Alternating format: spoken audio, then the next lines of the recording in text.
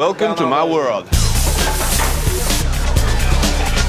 escargot, pate, frisée, 2 green salads. Okay, Lenny sauce here. Lamb chop, steak frites. Shouldn't you be doing something? 2 smoked filet and a pepper steak. Come on, make the dessert. Chocolate tart, please. As a cook, tastes and smells are my memories, and now I'm in search of new ones.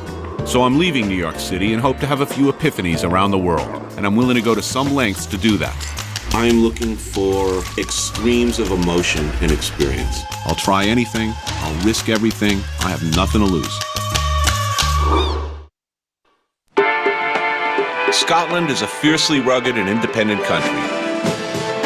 From city to rural, highlands to lowlands, windswept moors to brooding skies, Scottish food is no less engaging. What are the Scottish famous for? Well, actually, they're famous for all the wrong things. Heavy, horrible fried food, lots of meat, astonishingly large breakfasts. However, Scotland, in fact, has increasing numbers of really talented young chefs. So we'll be eating well here. But of course, we're going to eat some of that nasty fried food, too, because I love that stuff. So I'm off to Glasgow to visit my friend Simon, a true Glaswegian who's going to give me a bit of a culinary awakening. You doing all right, yeah? You know those Marlboro ads? That's me. What we're going to do, we're going to go to a bar that's got the best Guinness in Scotland, which is not as good as Dublin, but it's pretty bloody good.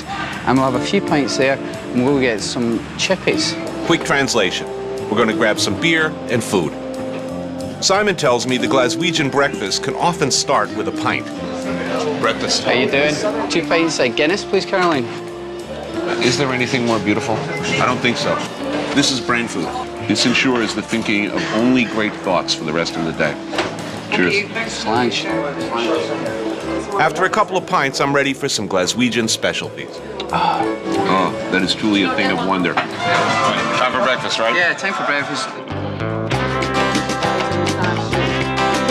We're in the center of the deep-fried universe. Yeah. I want batter-fried thingies. Thingies. But what we'll probably get is a deep-fried marshmallow, deep-fried pizza. Pickled egg! Have you ever had a pickled egg? Deep-fried? Yes. No, not deep-fried. Oh, neither have I. Got a lot of people dropping dead from heart disease around here? It's a big killer. But Yeah. you know what? Tonga's #1. Oh, what's the problem? I don't know. I don't know what the Tongans are doing. So you're behind the Tongans? I need to sort it out. What are they eating in Tonga? I don't know, but I need to go there. University Cafe, this is a really old chip shop. It's tremendous. These guys know what they're doing.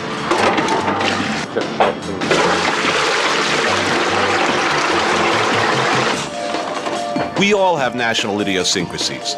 Scotland's is deep frying just about everything. First, a nod to tradition. A classic fish and chips, deep fried haddock. Look at how fresh it is. The batter's fantastic. You've got to get a good bit of salt on it. You can smell the vinegar already. Yeah, malt vinegar. Oh yeah, look, you really got to douse it. Oh, that's really good. What's the vinegar doing for you? Beautiful counterpoint to the fish. Gives a little bite, salt, it's right there. The vinegar just gets me going. I mean, the smell of it. I could eat Elvis if you put vinegar on it. Honestly, deep fry the guy. Oh, that's a big meal. Next up, a classic, done in a very untraditional way. What Carlo's going to do is put it in batter. Cover that side in batter and deep fry it. Let's try it. Only batter the cheese side. That's the industry standard. Right. Deep fried, batter side down. I can tell you from personal experience, when you completely change the oil and it's absolutely new, it just is not the same. It's just not as good. Perfect frying oil kind of goes like this. It's not working. Then it starts to get really, really good, and then it starts to break down, and you have to change it. So it's all in one. You got it all in there. You got your chips, your fish, your deep fried Mars bars, your pizza, everything. And you know what? It just gets better and better. It's like making sherry. That's your pizza ready. Good. Deep fried pizza. Here's a problem. This is a hideous and horrible idea, but I could eat this. If I was drunk enough, I would eat this and like it. Now for something sweet. Mars bar. For you calorie counters, the whole bar is submerged in batter. Oh yeah. Oh yeah. I don't know if this has been approved by the FDA. Right, what we do is we're going to have to cut it in half first. The mistake I usually make is just biting straight into it. Right, and what happens then? Just molten lava. Yeah. Right. Oh yeah. Ask them if they want sugar on it. Yes. Yes. So we're gonna saw this in half. This is it. Terrifying deep-fried Mars bar. And It's good. it's really good. It's one of those great combinations. It's chocolate, it's grease, all the things you wanted. It's perfect. That's a good one. Now I'm ready for something uncharted. Eggs. You don't approve of this. I'm leaving you as a guinea pig.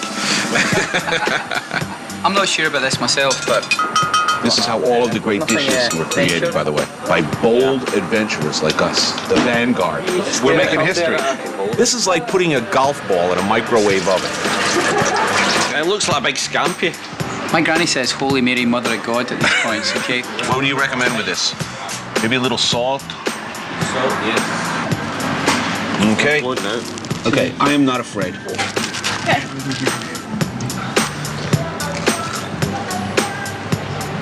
Yes. This is great. Yeah. No, this is a winner too. I think it's clear we've done magnificent work here today. We've had some extraordinary food. We have broken new ground. Yeah, I don't want everyone to think that, they're going to come here and eat nothing but fried food. No, that's not. But on the other hand, when you want it, you've got it. No, we've got it when you need it. But we've also got fantastic food. Scotland's got fantastic salmon, some of the best meat in the world. And game. And game, fantastic. And seafood, game. scallops. Incredible seafood. So don't get the wrong impression. This is the fun stuff, but we also have fantastic food. Right. You're going to enjoy it. So we're heading east to Edinburgh for Scotland's national dish. And no, it does not involve deep frying.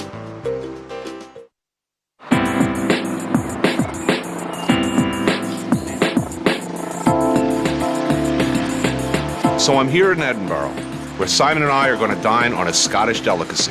Okay, so we're about to eat that thing most terrifying to Americans. I mean, Okay. we're frightened of this food. And what would I be talking about? I think you're talking about our beloved haggis. Okay, and what's the name of this joint we're going to? It's Dupree. It's a good place for haggis. I think you're going to enjoy this. It's pretty good. All right, I'm there. I'm not afraid.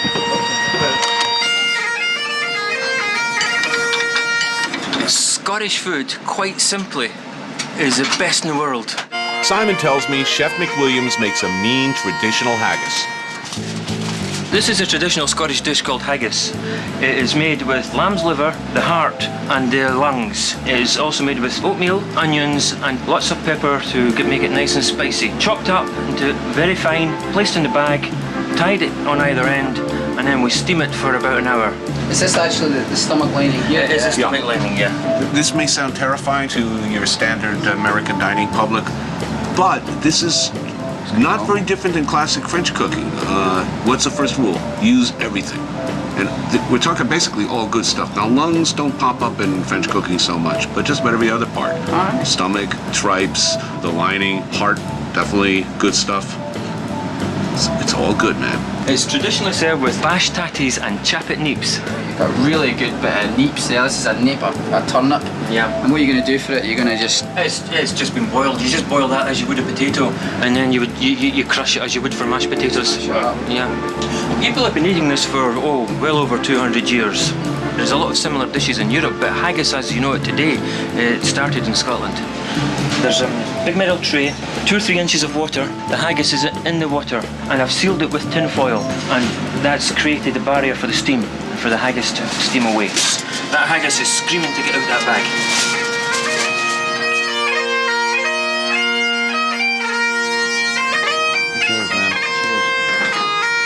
Originally, haggis was a poor man's dish. In the old days, landowners would keep the prime cuts of the lamb to themselves. The poor layman who worked the estate was left the discarded bits. But rather than starve, the remains were chopped up, black pepper and oats were added, and they had a tasty and hearty meal. This great dish was immortalized by the Scottish poet Robert Burns. The address to the haggis. His knife! See rustic labour dict, and cut it up where ready slicked, trenching your gushing entrails bricked, like ony ditch. And then, oh, what a wondrous, glorious sight. I haven't a clue what my kilted friend here is saying, but I have a sneaking suspicion that in a former life, he may have been the leather guy in the Village People. Geeher. Haggis. Thank you very much. Thank you. Okay, make room. Here we go. Beeps and tatties with your haggis, that is the only way to eat it. Translation, turnips, potatoes. And that is a tremendous haggis. Now you can see, I mean, this is it's a good colour, this haggis, and I mean, you can smell it, can't you? You can smell it smells the, good. Oh yeah. You can't beat that smell. It's unique. It's kind of, it's oniony and it's the oatmeal. Do you want me to serve you or do you want to do it yourself? No, I got it. This is not a portion for 2 people. This is a big portion. No. That, I mean, that's a whole haggis. You'd feed 4 or 5 people. The classic combo: haggis, neeps, tatties, accompanied by a Scottish beer. Let's do it. Let's go. All right, that's good. I like this. Almost like a shepherd's pie feeling, but a little heartier and a little oatier. This is very evocative of me going round to my granny's house and getting this. You'd always get haggis at your granny's, and it's always as good as this. It's a really good haggis. No, it really is a good haggis. Yeah. Keep in mind, this is a punchline to jokes in the States. You know, right. as a thing you definitely don't want to eat. It sounds terrifying. Really? You know what? It's good. It's really good. Well, we were missing out on a lot of good stuff. Really good pepper. And you find that it goes really well. See with the sweetness of the turnips. Yeah. Ah, magic. I can see getting hooked on this even. We'll have you back, definitely. I'll swap you for a Taco Bell. Papa's got a brand new bag. And Papa's brand new bag is full of minced heart, lungs, and liver. Simon's shown me a great time in Glasgow and Edinburgh, but now I'm moving on to the Highlands for more adventure.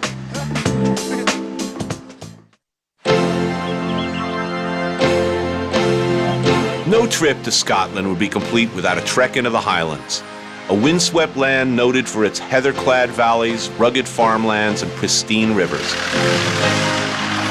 I'm a guest at the Drynican Lodge, a fishing and hunting retreat located on the Keller estate, 25,000 acres of nature's finest. I've told Roddy, the lodge's gamekeeper, all about my pending fame as a TV personality. And that I need some new digs befitting my nouveau celebrity status. And that would be the ancestral home of the Cotters, a 14th century castle. I'd fit in well with these people, and I'm sure they'd welcome me warmly into the bosom of their family. There's nothing like a medieval fixer-upper with a view. And look, it's even got its own menacing hedge maze. All work and no play makes Jack a very dull boy. You know, when I get in those kooky writer block sort of moods, and I feel like, you know, whacking Shelley Duvall with a meat axe, I always come out to the maze to relax. Red Rob, honey, come home.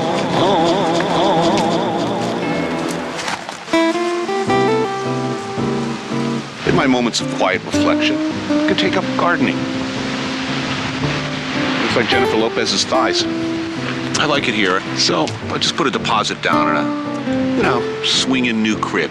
Got to make a few structural changes, of course. So let's see. This will all have to be bulldozed, of course, because I need to put in the kidney-shaped pool. I've got this whole section. The razor wire will go over there. Miniature golf would be good here. Put my satellite dish up there. All the essentials. Yeah. Tony, the country squire. Now I'm ready for my first aristocratic obligation, fishing for dinner. There's a quiet, dignified elegance to fly fishing, a precise balance between man and nature. That is, of course, if you know what you're doing, which I don't. Let me watch you for a bit, I think, before I start. Yeah. Hold it like that. Pull up, flick, punch. But all you need is you keep practicing at that. You're getting there. Up, stop, and throw the line out. Yeah, that was better now. You're getting the action of it now. I like the zen-like stillness of this sport. Even if I remain hopelessly inept at it, I could see myself, you know, just doing this for fun and relaxation. But it's a good thing dinner doesn't depend on my fly fishing skills. Back at the Drynican Lodge, Ruth, the in-house chef, already has dinner in the works. Tonight we're going to have nettle soup, poacher's salmon. It's been poached from the river, not as in it's poached, cooked poached, with a whiskey cream, kale kenny. All these dishes use ingredients from the natural surroundings of the estate. First up, wild salmon in a whiskey cream sauce, which begins with a reduced fish stock, followed by double cream, and you guessed it, Pure Highland malt Scotch whiskey. It's the Scottish water. Scots are more keen on Scotch than they certainly are water. All right, I didn't catch this, but I can eat it. To tell the difference between a wild salmon, it's a squarer tail and there's nothing broken off. With a farm salmon, it's smoother. It helps if you poke your tongue out when you're doing it. The fillets are set aside to be finished later.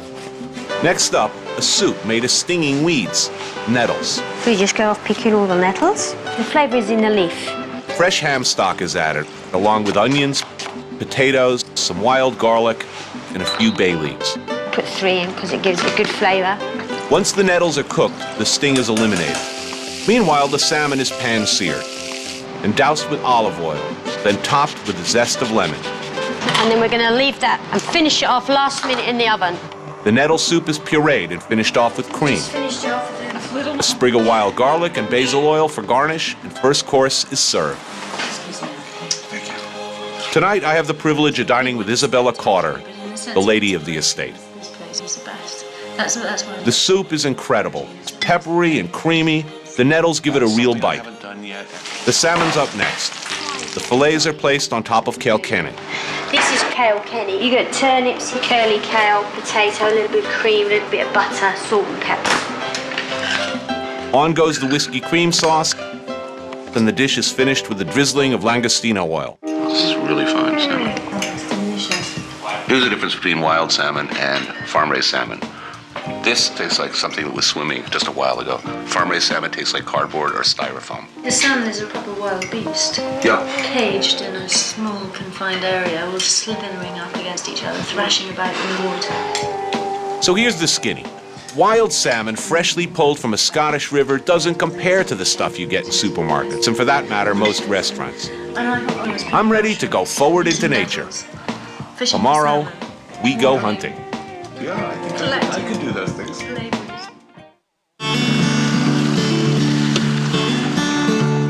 What are we about to do? Well, what we're going to do, we're going to go across the river. We're going to walk some rough ground and hopefully shoot some rabbits. So American viewing audiences will see me shooting in the general direction of a rabbit. I hope to bring honor to my clan.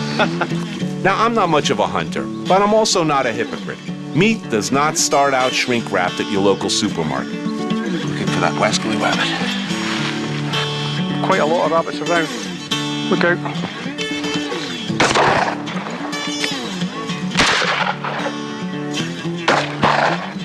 I don't know how Bugs Bunny survived 132 episodes. Well done. That was a good shot. Salmi de lapin. That's dinner. This was bittersweet. Contrary impulses. But I'm glad I did it today. Now I know where rabbits come from. And I know where this one's going. Straight into Ruth's kitchen. Today, what I'm going to do this is just make like a poacher's stew. It contains all the things that a poacher could go and poach, i.e. rabbit, and lots of different vegetables and fresh herbs grown on the estate. A real dish of the earth. The rabbit is removed from the marinade of red wine, herbs, and vegetables. Right. Which is then put on the burner to reduce. This is the loin here. I'll be pan frying this off just to seal in the juices of the meat. If you put too much meat in the pan, you get too much juice and it won't make it go brown. It will steam it and almost poach it, which is no good. Rabbit's okay now. And I'm going to put some red wine in here, which is what you call deglazing the pan. And that removes all the lovely meat juices, the rabbit juices that are stuck to the bottom of the pan, straight into the rabbit. Then you've not lost any goodness or flavour. Into the rabbit go leeks and mushrooms and cabbage. Gives it a good richness and a lovely colour. We strain our stock straight into the rabbit. And then I'm going to let that braise down for a couple of hours. We put our lid on. And off we go. The lodge staff and I are off to a small fishing hut for poacher's stew al fresco.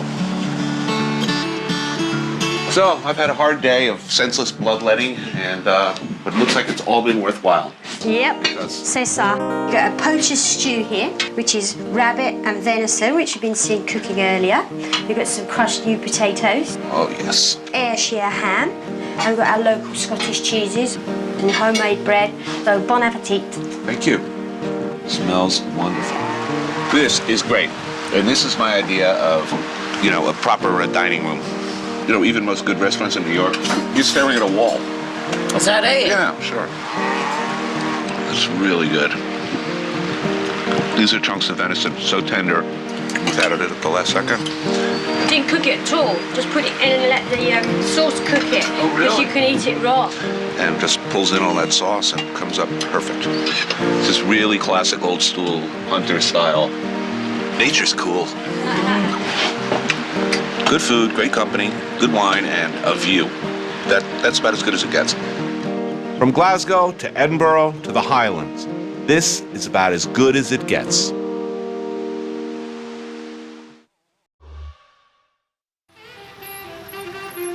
London, England. Great food isn't the first thing that comes to mind when you think of this place. There's a cynicism that surrounds English cuisine. You know, the gray image of boiled meat and potatoes. But London is a city rich in history, culture, and cuisine. From the traditional to the nouvelle, there's a lot of good stuff going on here. And I'm ready to try it all.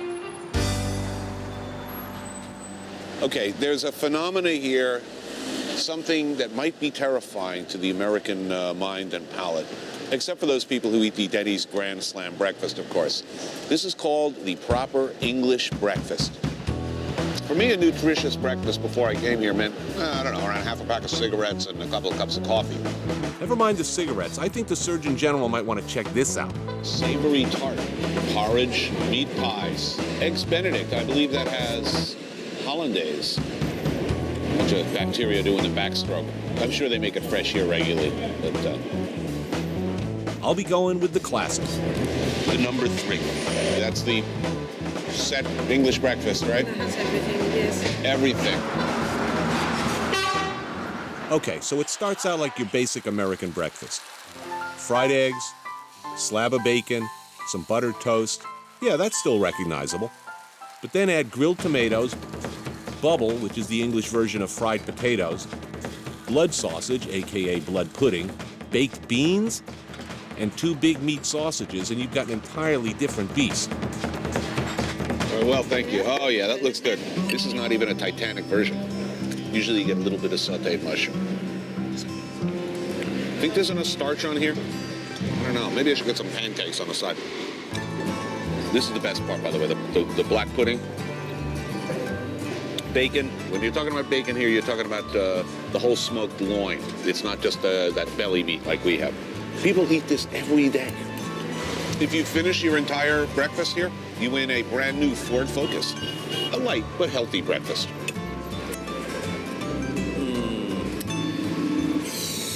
Ready for the gym. All right, I'm not going to the gym, but I am en route to another quintessentially English food joint. We're going to a pie shop. When you're looking for a pie shop, a proper pie shop, real old school pie shop, you gotta go to the East End. That's where we're going. The F. Cook Pie Shop is about as old school as you can get. The proprietor, Bob Cook, is a 4th-generation pie and mash guy. My grandfather got this shop in 1900, but my great-grandfather started it all in 1862. You won't find apples or blueberries in these pies. Nope, it's all about meat, and in the old days, eel. My father and grandfather used to make eel pies. Eels were very, very cheap. They were like a staple diet of the East Ender and Londoners. But then eels become more expensive, like anything, so it's faded out and the meat pie's taken over. Thank God, no eel. Bring on the meat pie. This is where we make the pies. These are proper dishes that my grandfather had made about 80 or 90 years ago. Right, there's the meat, which is fresh beef that we get from Smithfield, which is our meat market, every week. Like any great pie, it's the dough that's key. You want a bit of flour and pour your gauge in. It's a delicate balance between flour, water, margarine, and the podger. This bit of dough is your podger. You've got to make an imprint so that the meat can go in. So, you podge it. You go 1, 2, and that is your podger. Once you've podged, you're ready for the meat filling. On go the tops and then into the oven. This is the hot plate, where we do our potatoes. A pie just isn't a pie without a side of mash. And then there's the fluorescent gravy. Traditionally in our trade, it's called liquor. This liquor is made of fresh parsley and a special batter mixture. The cooked pies are screaming to be eaten. Let's get it on. There's your salt, pepper. Beautiful. Old school pie and mash. The pastry shell is light and the meat filling's hearty. Oh, that's good. What I'm going to do with your eels, I think you've got another potato there. I'll just do your eels in liquor. Perfect. And otherwise you'll blow your bags out. Okay, all right. Eels? Who said anything about eels? And what's this about blowing out my bags? Stewed eels and parsley liquor with a splash of chili vinegar. I'm all for a traditional English lunch, but after a proper English breakfast, it's a bit much. It's terrific. Yeah. Bit of life. Well, there you go. You all got bones in there, Tony. Bones? I guess I can live with them. This ain't half bad. They're good for you. High in protein, vitamins A and D, it's a health platter. Fit for a princess. Regular customer. I hear she ate here all the time. This is a dish I could get used to.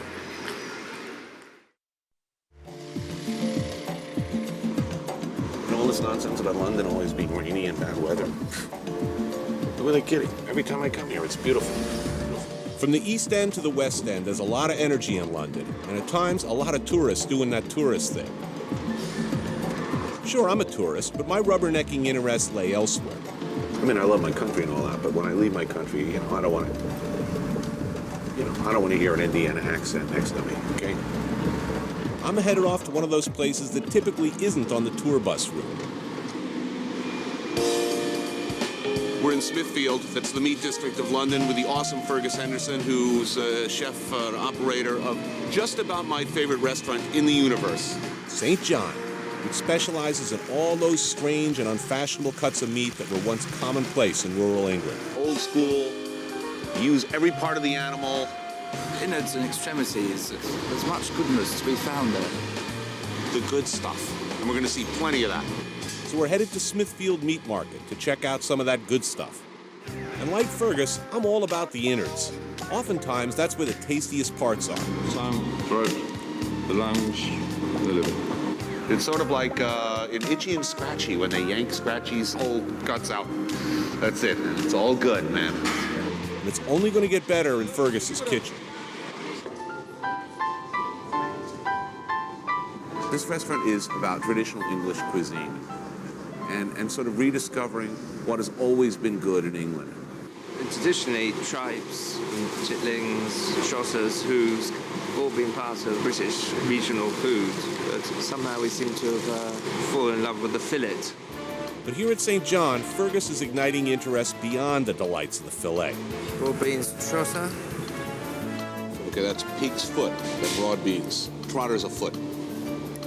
See a little skin there, a little lean, a little fat. So it's like ham with lovely bits of nice, little fatty, wonderful, chewy bits.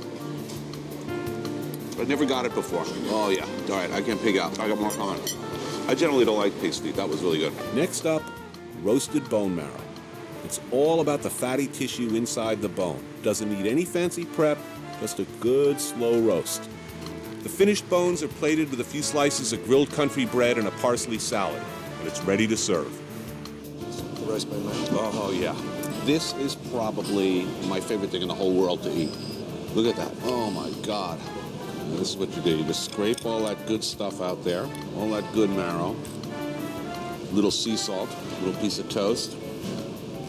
It's simple and it's austere. Bone marrow tastes like the butter of the gods. See, this is real luxury. The ingredient speaks for itself. This is the perfect food stuff. This is it. I could push away from the table right now as a happy man, but Fergus isn't done with me just yet. Ox hearts. The heart sort of has the essence of the beast. They all have fantastic flavour. Right, this is ox heart with a beet salad and a horseradish sauce. Oh. That's great. Really traditional Old English. What does oxheart taste like? Really tender steak. Really tender. It's not livery. It's not organy. It's just meaty good. I love this. Oh, man. Next up, the heart and soul of St. John. Oh, it just gets better and better. Pig's tail and pig's head. Is there anything lovelier? It's sort of our motto, no Celising, yes. The pig's tails are breaded and pan-fried. The head is braised with onions. It's a lovely middle white head, the middle white pig. Fit for a king. We got the nose and we've got the tail. And I've eaten just about everything in between. Look at this. The cheek is, of course, one of the most delightful segments. Oh. Now, I haven't had this yet. This is a new experience entirely. The pig's tail. All right, no one's looking. This is just amazing. It's the perfect balance of lean and fat. This is it. This is what food used to be about. And hopefully what it will be about in the future. Just filled with admiration for this guy. This is a chef who understands. This is a guy who took a stand and just said, you know, what they said. I'm going to set up a shop, and I'm going to do what's good, and people will go out of their way to find it and eat it. And of course, he's right.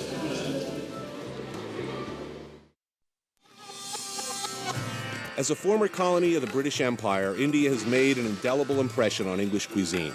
The food is much beloved here.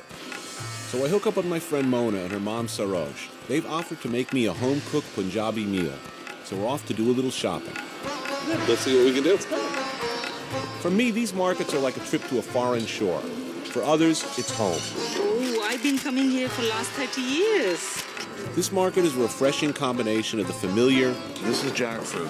Seen this in Vietnam. The unfamiliar. These are Karela. It's really bitter. I hated this as a child. It's a very acquired taste. And the bizarrely unknown. Fruit. I think this is a fruit. This unusual-looking fruit is called rambutan. It's really beautiful, very exotic and erotic. They're sweet and delicious. It's like a lychee. Oh, good. Let's get the lamb. We're going to make a lamb curry. So we're going to probably buy a shoulder of lamb. You're looking for a nice mix of fat and lean. And have it cut into cubes. Curry is just an English word for Indian food. I mean, a lot of Indian food you have in England is sort of suited to the English palate. A lot was lost in translation during English occupation. The food's so different to what you'd have in a restaurant. Okay.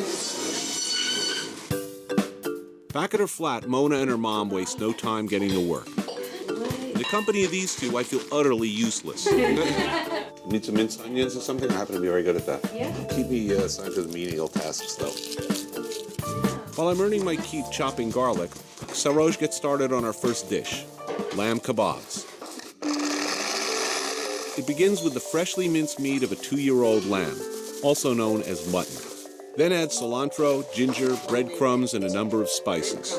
Cloves, cinnamon, cardamom. This is a northern Indian cooking. The chili is not predominant with our cooking. The thing about chili, though, isn't it? Even though you're dying, You need more. You still want more. You go back. It's like a bad man. Glad I could help with the garlic, but I'm way outclassed in this kitchen. So I clean up and make for the exit. And I'm suddenly brought face to face with the strange and horrible. Do you ever cook in a pressure cooker? Never. I'm terrified of them. I heard the word and I start moving away like this. People can use them safely, or I've just never ever used one in my life. But I can't do without it. I'll be watching from over here. Okay. Everybody's got their phobias, and I'm not afraid to admit pressure cookers scare the crap out of me. Sounds like a torture device. I don't know about you, but this is one chef that needs a smoke. That's fine tobacco. Unfazed by the terrors of the pressure cooker, Mona goes to work on her curry spices. So whenever I cook a curry, I always make everything fresh, and I always toast them. It just gives it a nice flavor. After the cumin and coriander seeds are roasted, they're ground. This is all the spices. Next, onions, garlic, and ginger are sautéed in butter. And then you put the spices in and chili. Red chili I use. Meanwhile, Sarosh continues to work on the kebabs. Ooh, smells good. Yes. That's going to be great. It should be all right, yes. The meat's gone in, the lamb, the shoulder of lamb, and it's cubed up with the bone, because the bone has all the flavour. Some people do the tomatoes before, but I always do them after. If you do too many tomatoes, it tastes like an Italian stew or something. A kind of curried tomato stew. While the lamb curry cooks, Mona goes to work on the raita, a creamy cucumber side dish. We add yogurt to this a bit. But before that, we've got to make sure the kebabs don't burn. Oops, my kebabs.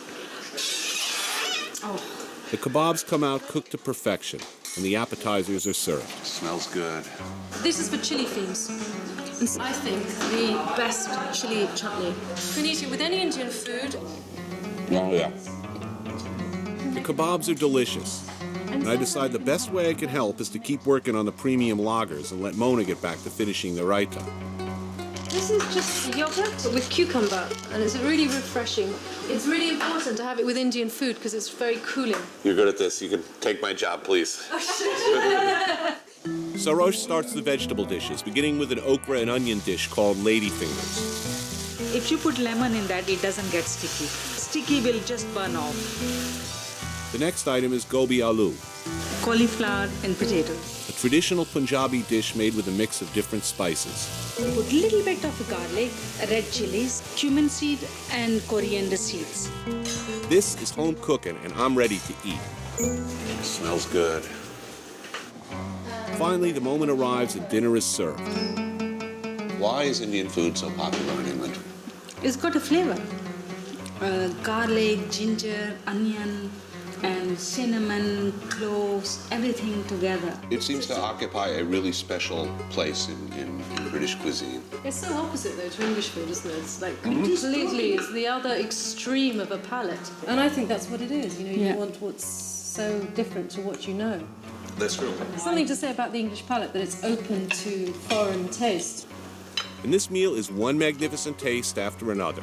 Cheers. Cheers, and thank you. Pleasure. Wonderful. This is a real treat.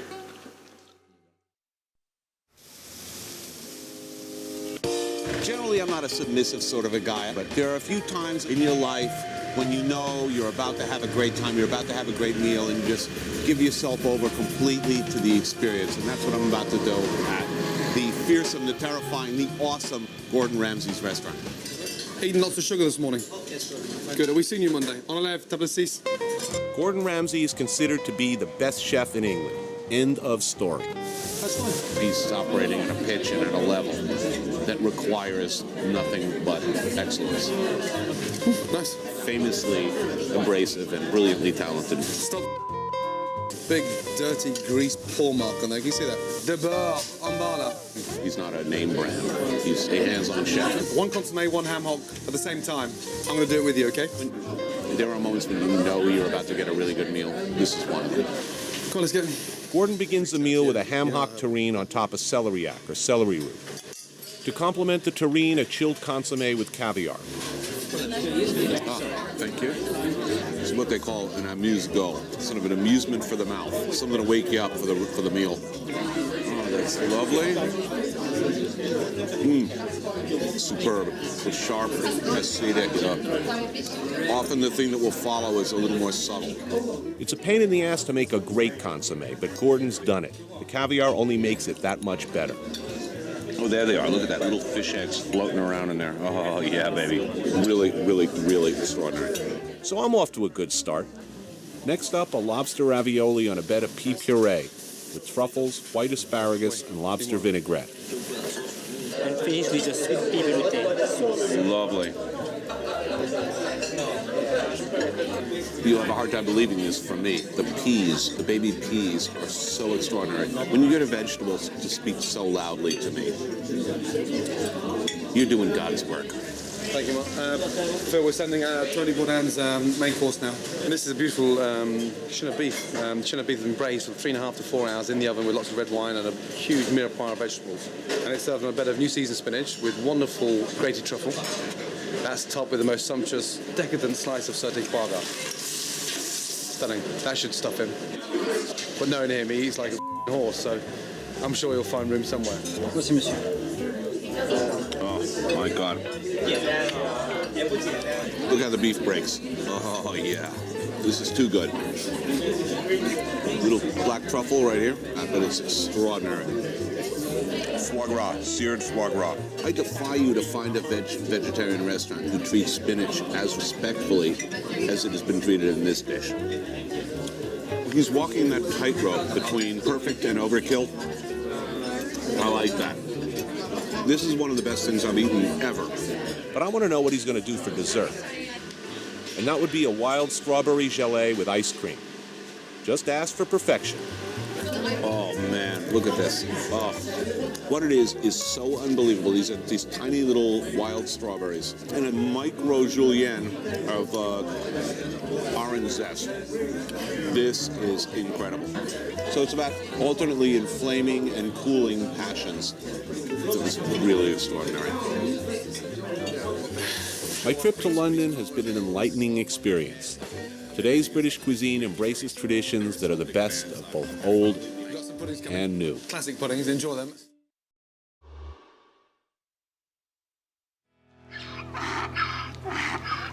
Where do cooks come from? Why are so many great cooks in New York from Mexico and from Puebla in particular? Why are almost all of the cooks in my kitchen from this little village in Puebla? Why am I wearing a silly hat? The answer to this and other questions to follow. In the 25 years or so that I've been working as a chef, I've come to realize that no one in my kitchen crew understands and appreciates the American dream better than a non-American. Frisée, rillette, patatou, followed by 2 anglais, special fish, pepper steak. I need a rush steak free, please. The Mexican cooks who work in my kitchen back in New York are some of the best in New York City. They work hard, cook brilliantly, and they're really the engine behind our French brasserie. I wanted to see where these guys come from. I wanted to discover where they get their stuff. Especially Eddie Perez, my longtime sous chef and the backbone of Leal. Great guy, hardest working cook on the planet, and a close confidant and associate. Like all my cooks from Puebla, Mexico. I want somebody's mother to cook for me in Mexico. I don't care whose mother. Your mother, his mother, somebody's mother. We're gonna have a good time. It's gonna be great. Hey, no problem. I can ride a donkey. So I'm heading off to Izúcar de Matamoros, a small town south of Puebla City, to hook up with Eddie. He's gonna show me around his hometown, introduce me to his family, and show me how come he's such a good cook. Eddie, come on. Nada, give me a hug, you big lug. I suspect his mother here had something to do with it. Tell her I'm very happy to be here. My wife, What's everybody's name so I can remember them? Jacqueline, this is my daughter, Giselle? Lupe. Eddie saved up enough working as my sous chef to buy the house he grew up in and a small ranch nearby. He's got several days of festivities lined up for me. Study is the little kitchen. Cocina, good. Cocina. Eddie takes me outside to show me where all the women in his family are preparing the evening meal. Looking good. Woo. Banana, look. Oh, it's beautiful. Hi. In Mexico, outdoor kitchens are where they make the really good stuff. Apparently, the women do all the cooking.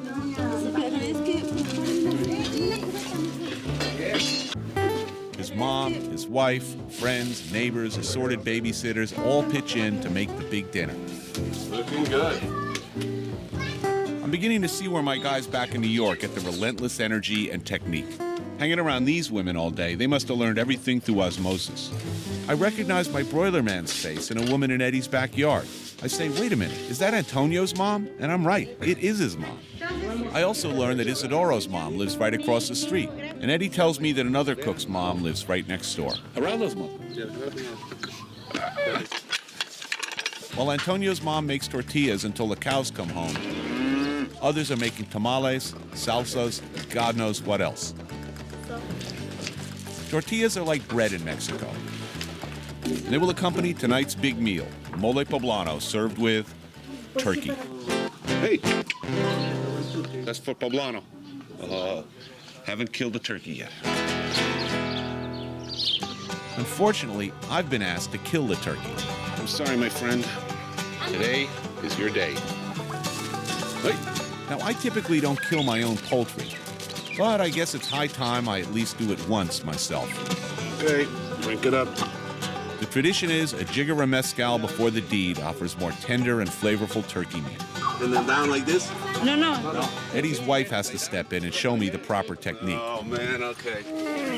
Proving that, once again, the women are really in charge here. Oh, I know what's for dinner. Never plucked anything before. This is a first for me. I haven't plucked so much as an eyebrow. The turkey's then cut up into pieces and simmered for several hours. Oh, yeah, I recognize him. While the turkey is stewing, Eddie's wife Laura and her team of mole specialists are making the classic mole poblano. Essentially a mixture of dried chiles, chocolate, bread fried in oil, also bananas, vanilla, seeds from the roasted peppers, and some other spices ground up in a hand mill. Then everything gets put in a bucket and taken to the molina, the community mill, to get ground up into a smooth paste. The mole paste is added to broth from the turkey and simmers for several hours. These ladies rock. This is the mole poblano. I have maybe 100 different mole. But this is the really mole poblano. It's a nice color. And he's really carved out a little bit of heaven here as far as I'm concerned. Kids running around the yard, great smells coming from the kitchen. He's got the right idea. At sunset, our big dinner of mole poblano is served. Oh, look at that. It's beautiful. Oh, man. Look at that. Mole poblano, classic. A relay team of 5, 6, 7, 9 women. I almost feel guilty that all these people have been slaving away all day while I just sit back and enjoy the fruits of their labor. It's incredible sauce. The mole poblano is fabulous. A subtle mixture of bananas, peppers, chocolate, sprinkled with toasted sesame seeds. This is enchiladas. And as if the mole poblano isn't a meal in itself, out comes a platter of turkey enchiladas made with fresh corn tortillas, a little cheese, some mole, topped with some crunchy onions and radishes. Oh, the enchiladas are great. Oh, really good. Now it's all becoming clear to me where Eddie gets his chops. With a family like this, cooking is in his blood. Bravo, this was an amazing effort. Everyone did fantastic.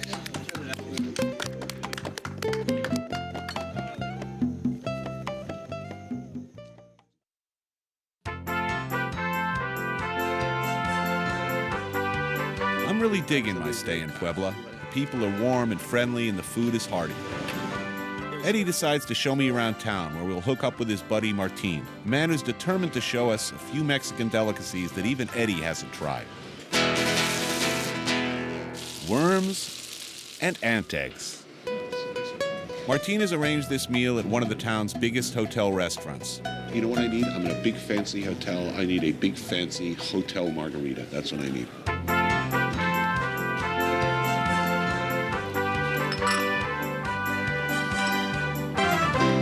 Now, Martin has had worms before and remembers them fondly. Eddie's never had them, which unnerves me a bit. So, what do they taste like? They taste like, at the beginning, a little bit like pork skin because they are very well done fried. Okay, I like pork skin. Okay, so they're crispy at the beginning, and then they have a special flavor. I cannot describe it because it's so special. I hear the word special, I get very nervous. So, how do you prepare ant eggs, you ask? Well, you saute some chopped onions in butter, add some jalapenos and chopped fresh bay leaf, and then mix in the fresh ant eggs. It's that simple. A perfect quick dish for those late nights home from work when the husband and kids are yapping for their dinner. And for the worms, first get some fresh maguey worms, make sure they're fresh, and give them a quick fry. I'm told that we're lucky because even though it's not quite worm season, they were able to pull some strings and wrangle some up. Remember, presentation is half the battle, so carve something pretty to put on top.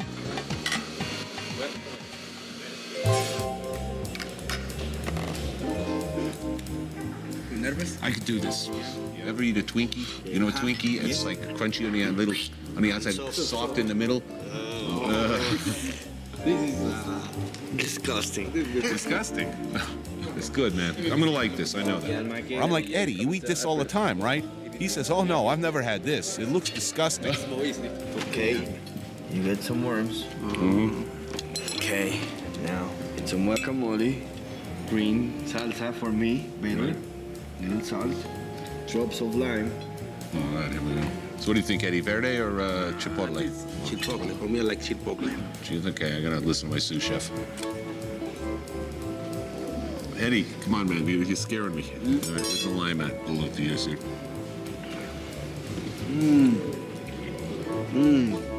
It's not bad. This is good. It's good, huh? No. I told you. Because it's like pork skin, right? Right, you get that same kind of crispy, crunchy. Now moving on to the ant eggs. Now here's what I want to know. How come the ant eggs are bigger than the ant? This is big ants. All right. They know how to cook it. Don't tell me till after I eat this. Smell good, eh? Yeah, I like this. That's perfectly good. Yeah. Yeah. Worms, I like the worms better. Okay. Yeah, you were right. They're good. Okay. Now we're talking. The ant eggs themselves have a slightly woody, almost fungal aftertaste, meaning, mushroom-like. These, on the other hand, it's all about texture and not much flavor. There is sort of a slightly smoky background, but basically the salsas and the guacamole override the worm. Both of them are good. I'll tell you, you could serve this as a party dip. No one, and as long as no one knew what it was, everyone would say, oh, it's fabulous. And just between you and me, cook to cook, don't tell anybody, but I'll tell you something. The worms were the best part of that meal. Yeah. At the time, the worms weren't so bad. But to be honest, I would not revisit the experience.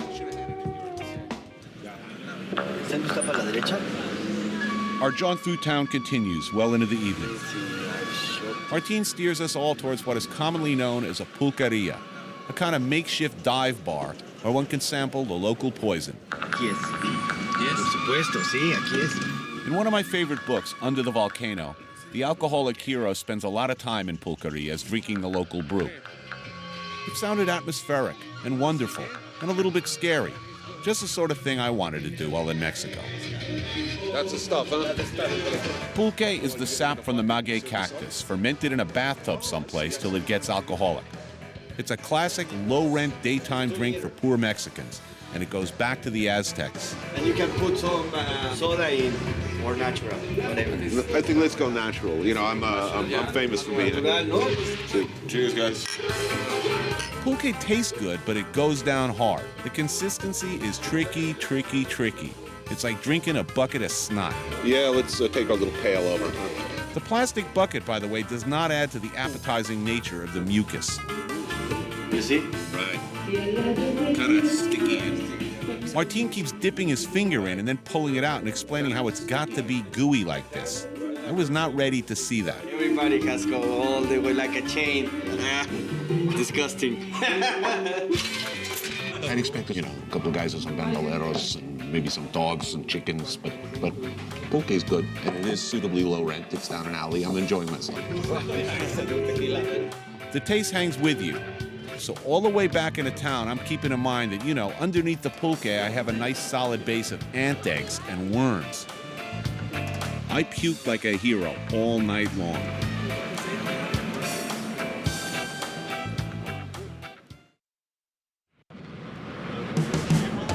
Pepper. Eddie has really kept our agenda full here in Puebla. Okay, we're in the Atlisco Market. Yeah, there's Atlisco Market. And what are we doing? We're shopping for the party. Yeah, we're shopping Eddie's for the party. throwing a big blast at his ranch tonight. Yes. Everybody's coming. We're here to shop. ¿Cuántos, abuelita? ¿Cuántos? 5, 1, 2 por 8. Ven a probar, mira. First up, ingredients for a fruit salad. Papaya. Who made this list? You make this list. I make this list. The sous chef makes the order list. Yeah, make the order. At the restaurant and in life. It's just like Leal, my sous chef and me side by side foraging for the day's ingredients. You can't ask for much more than this. That's really pretty. The zucchini blossom quesadillas are just too good to pass up. Yeah, let's have one of those. ¿Le da una? They start with a ball of raw tortilla dough pressed flat. Zucchini blossoms. It looks like just a little bit of pork fat. Yeah, all right, flavor, sabor. Quesillo, fresh cheese. That is beautiful. In a quesadilla. Man, that's just like so cool. This is my idea of a market. Great stuff to buy, great stuff to eat. Look, it's my idea of breakfast. So our shopping's done. Yeah, the shopping's done. All right, next we prep for the party. But before we leave, Eddie tells me no trip to the ranch is complete without the proper attire. Hey! Oh yeah, just right. You find your hat? I found, looking good, looking good. You styling now. I'm ready for the ranch. Eddie has a house and ranch near Izucar de Matamoros, and he visits 1 or 2 times a year. So you live the house, you're in the center. Here, you're aparte. All right, Tony. Ready to go? It's a pretty big spread. I think he's got almost the whole mountain. The number of animals he has, turkeys, goats, chickens, roosters, horses. It's a veritable zoo. Still reeling from the after effects of the pulqueria, Eddie and I ease into a supervisory role, overseeing the hive of activity prepping for tonight's fiesta. We have sauté sitting up right over there, and we have the grill and roast station. Over there, the entremetier making rice. Eddie's in-house mole expert and resident tortilla maker are busy preparing arroz. Rice with a mixture of tomato puree, chicken stock, and fresh cilantro. And of course, tortillas, hot off the comal. I volunteered. I mean, anytime I'm ready to start working. What? Yeah, you want me to cut fruit, peel potatoes, dig a hole? Eddie takes me up on my offer. We get to work on the fruit salad. Yeah, it's just like a layout, right, Eddie? I feel like I'm working prep. All right, I've worked enough. I think it's time to check on our good friend, Mr. Barbecue Goat. Oh, that's it right here. Oh, nice. Here's some cooking the men actually do, the grilling. Eddie's ranch hands begin preparation for tonight's main entree, goat's head soup. Onion, cumin, tomato. Oh, it has some this. Bay leaf, tripes, and a head. Goat's head soup. This is going to be cooked on the open fire right in the pit there. Actually, Eddie's made this at the restaurant for the family. It's really good, really good. Not a single piece of this animal goes to waste. To cook the goat, they dig a pit, they fill it with wood and stones and charcoal. That's hot. That's real hot. Well, I want one of these for Leal. Throw the busboys in. They put in the goat's head soup on the bottom, right on the coals, with a layer of avocado leaves. Oh, the heads go right in, on top of the leaves. I never seen this before. This is really cool. They also put in a stuffed stomach with a sort of blood and spice and herb stuffing with a little onion and garlic. I'm liking this, man. This is very cool. It's not like my barbecue.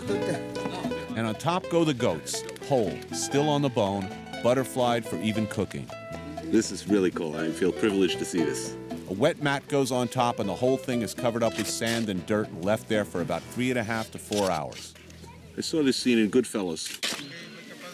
When I die, do that to me. No, actually, I'd be no good. I'd be tough. Eddie tells me we're going to have ice cream at the party. Somehow, I don't think this means a trip to Baskin-Robbins. His uncle sends someone along to the party to make a lime sorbet, the old way. An old man shows up with a wooden bucket, fresh fruit sugar, some ice, some salt, and goes to work, hand-cranking non-stop for a solid hour. So they do it at Ben & Jerry's, right? Maybe not.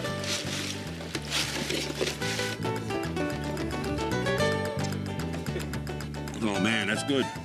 Number one. It's spectacular.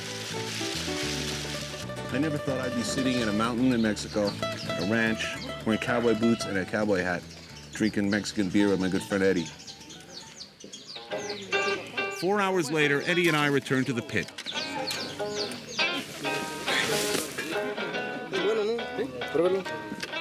Delicioso. Perfecto. The goat meat is good. I'd been told to expect tough and stringy. It isn't.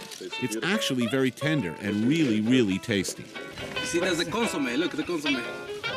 Next, they pull out the goat's head soup, stomach and heads, cooked to perfection and ready to eat. How you doing? It's going to be great, and a lot of liquor. Yeah, a lot of beer, a lot of everything.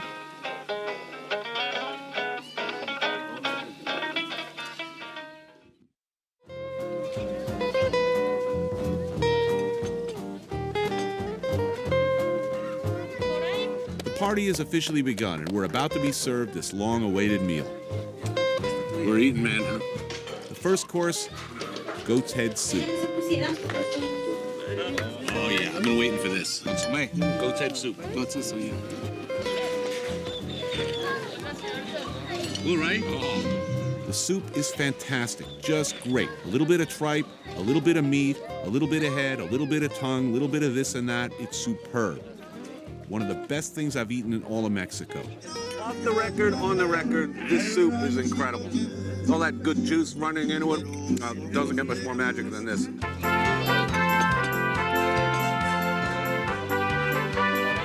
Great music, great company. What else is there?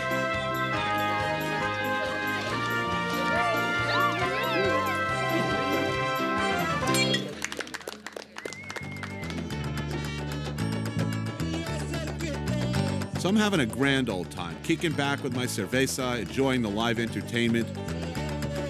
And then everything comes to a grinding halt.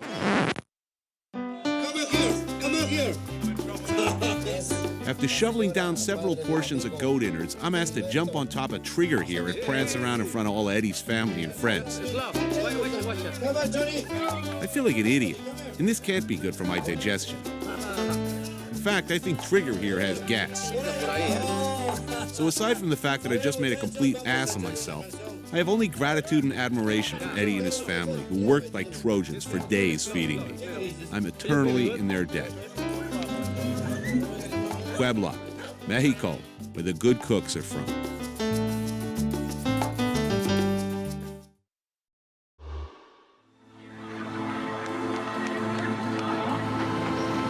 First thing you think when you hit central Tokyo, you think Blade Runner.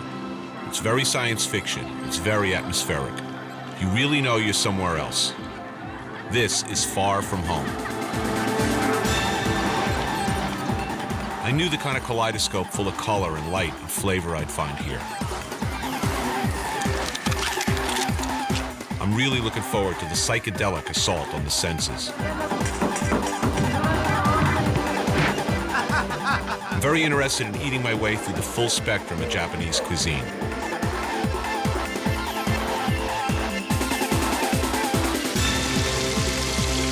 I think almost all modern chefs are impressed by Japanese presentation, the importance of contrasting textures, colors, portion size. Embodying all these traits is Japan's best-known contribution to world cuisine, sushi.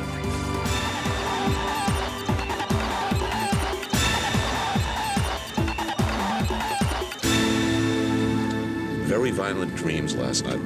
You know, full color, sound, increased heart rate, and woke up thinking of sushi.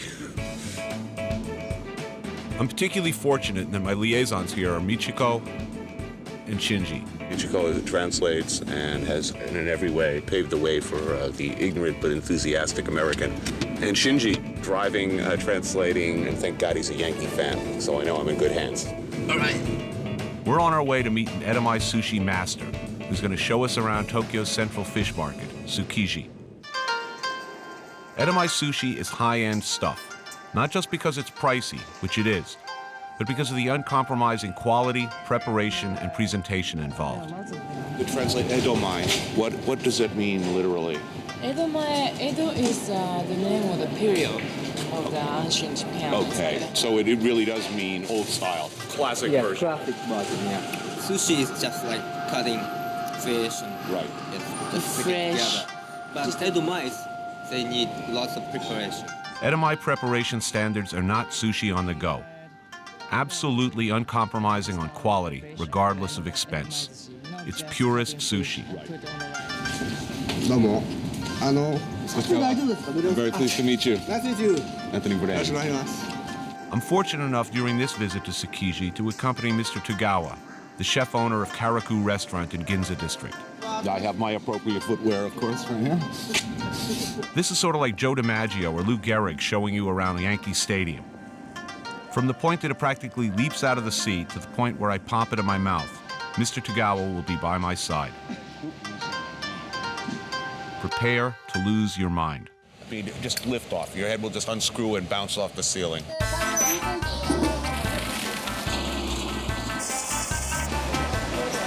Tsukiji is acres and acres of fish, fish, fish. Restaurants, retail store owners, and other buyers are purchasing fish for the day. Over 2,600 tons of fish is sold here daily. That's a big tuna sandwich. First thing you encounter when you visit Tsukiji is big.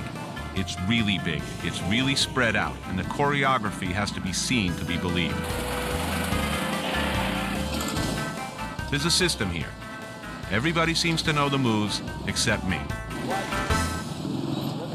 Mr. Tagawa is we're going to follow him around as he does his shopping, and then we're going back to his restaurant, and he's going to show us what he's going to do with this stuff. You know, there are few things that get chefs as excited as looking at a really pristine piece of seafood. Abalone, about $40 a piece in the States. Oh, liver? Liver, yeah. I know sea eel. Yeah, sea eel. He can show you the sea eel, the different kinds of the eel that we want to eat. Eel is an expensive delicacy in Japan, prized not just for its flavor, but for its legendary, how shall I say, stamina-giving properties. Viagra of the sea.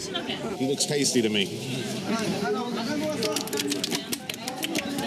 Having picked out his eels, Mr. Tagawa is now ready to move on to his next purchase. See the octopus? Just incredible. Just want to start weeping. Generally, in the life of a chef, you find yourself working comfortably within a certain range of flavors and textures. And then suddenly, you see all this. Immediately, you want to rush back to your kitchen to find a way to work with what you've just bought. This octopus is holding on for dear life. He's got a death grip on the tank.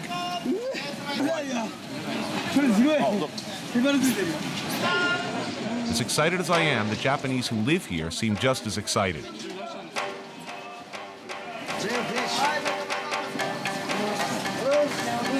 Okay, here we go. Say goodbye.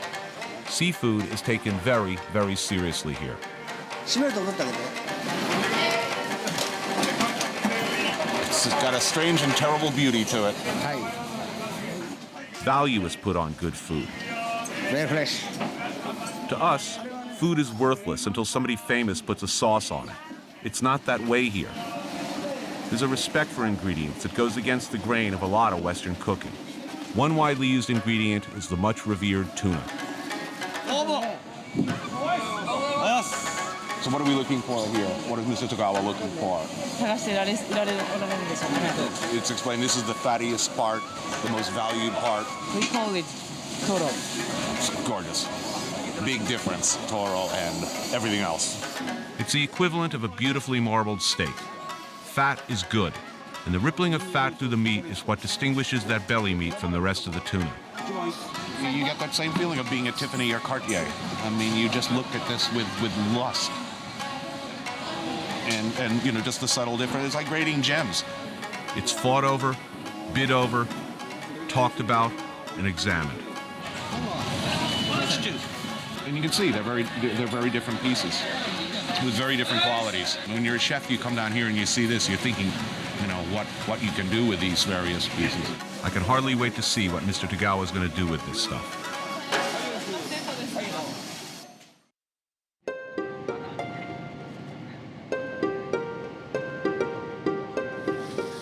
You know, what's a bit in Apocalypse Now? You know, I love the smell of napalm in the morning. I love the smell of fish and soy and rice wine in the morning. It smells like victory.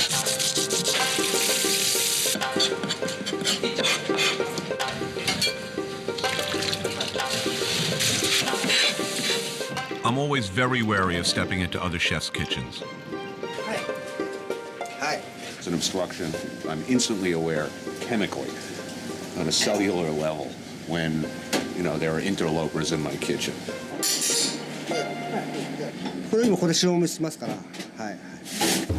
Despite his resistance, the octopus still ends up in Mr. Tagawa's kitchen.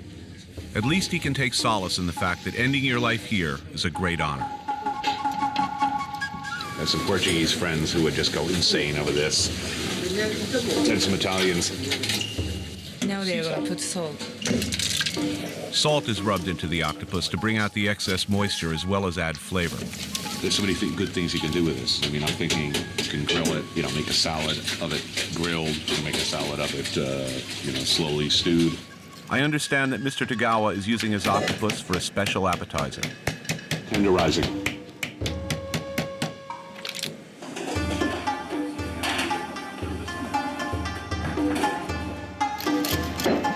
At the sushi bar, Tagawa's chefs are busy making magic with the fresh fish from Tsukiji, including the eel.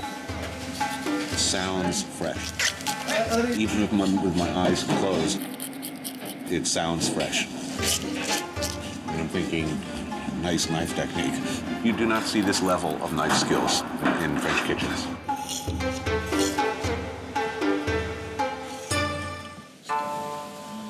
Despite the dazzling knife work, this eel is not ready to eat yet. He boils 20 minutes. It's sugar.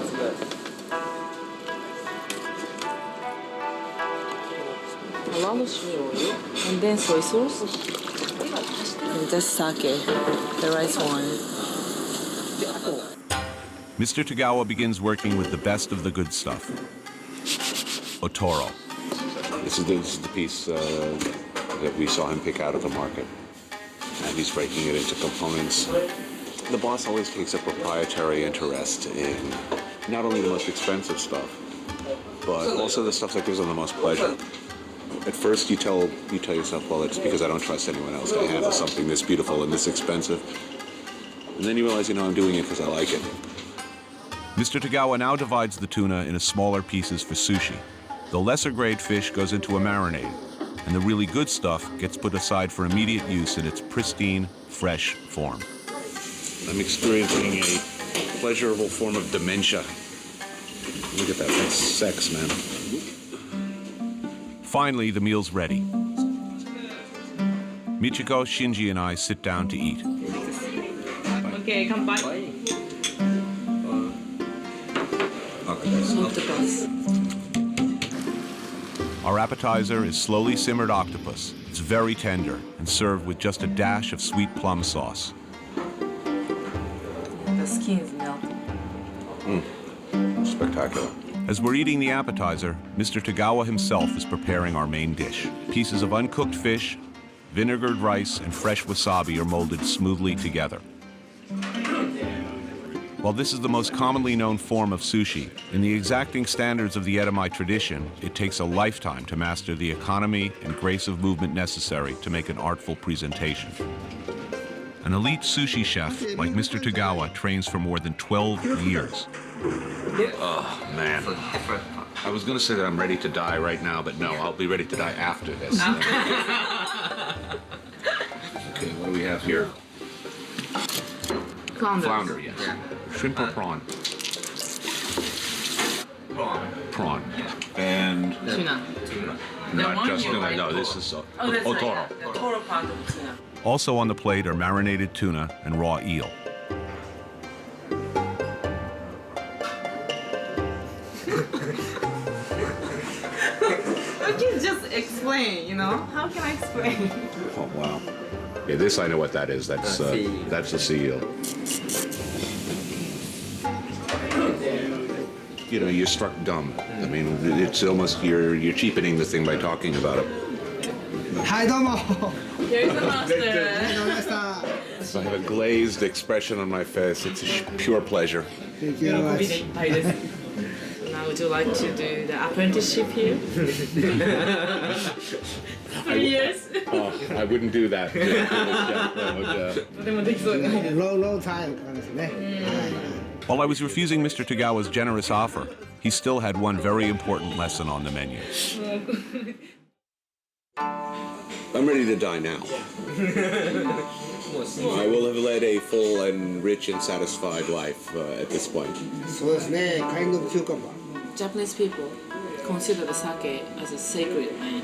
So pouring the sake shows his affection, his friendship, his hospitality. Hi. It's very important in the Japanese culture.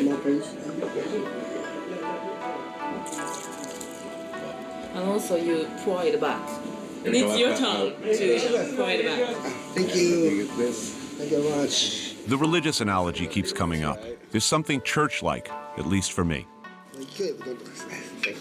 There's a sense of solemnity here. There's no nonsense. There's no distraction. Nothing fake about it. Church of food. I mean, it's the only church I know. Yes, Very cold, iced sake. 美味しい。You get that ice cream headache sort of thing. And you feel it on your tongue first, and then it works its way up into your brain. Thinking for one of the most incredible dining experiences of my life. I will be always grateful. Me too. Leaving Mr. Tagawa's restaurant, I'm feeling that my New York fast food, fast-paced culture has missed the boat. For us, restaurants were like gas stations. You know, you pull in, you fill up, and you move on, preferably as quickly as possible. The idea of volume was much more important than quality, you know. Hey, did you have a good meal? Yeah, they gave you, you know, all the shrimp you could eat. You know, that's not a, I mean, that's really silly. You know, bulk, I mean, it explains a lot about our culture. Speaking of bulk, check these guys out. It happens that I've come into a one-time opportunity to visit a sumo wrestling stable, the gym and home of the team. And here I come, I know nothing about sumo, and I exude ignorance. Watching the sumo wrestlers train, this is like being led into a secret society. Sumo is serious business in Japan, something outsiders just aren't allowed to see.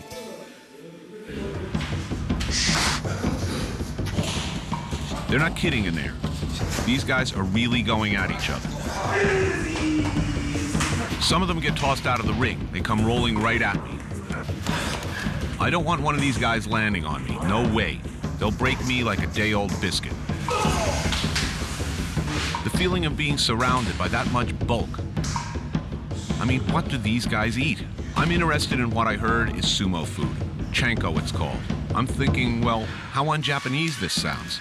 Must be bulk food, you know, high on starch. You know, I had this idea of, you know, they're sitting around eating pasta and big, you know, massive hunks of fatty pork. I'm very lucky to be introduced to Mr. Tomatsuna of Tomatsuna Stable. Tomatsuna is a former champion himself.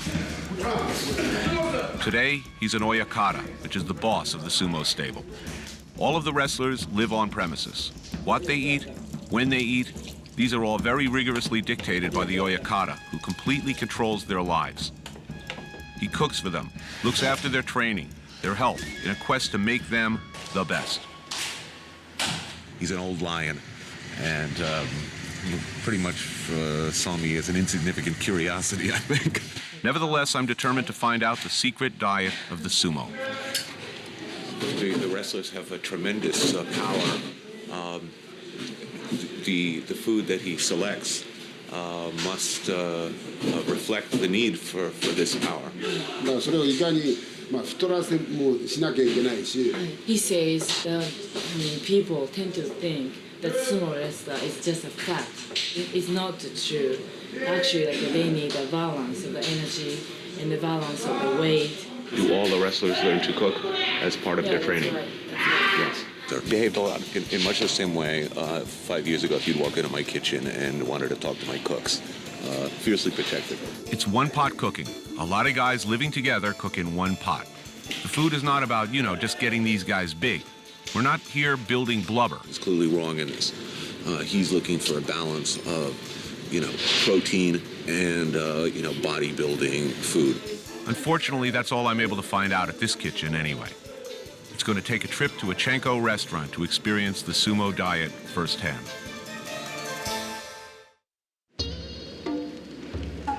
After a full day of watching sumo wrestlers train, I'm definitely ready to eat like one. We're going to have a Chanko meal. And I'm hungry. You hungry? I'm starving. Excellent.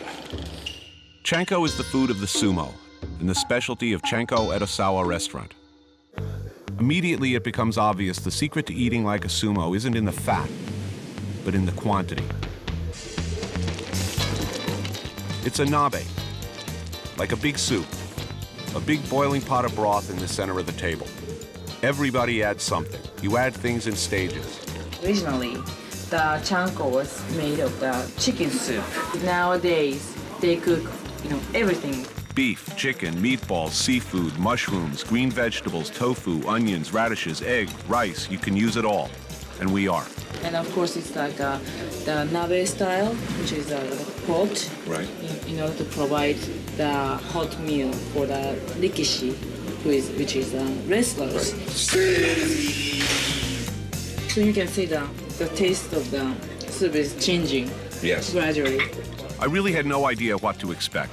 One of the first surprises is that chanko is fun, sort of like a living dish, in that as the conversation proceeds and the subject matter changes, the character of the dish can change as well. It can start out fairly light, but you can add stronger ingredients, and of course, as it cooks down, it becomes stronger as well.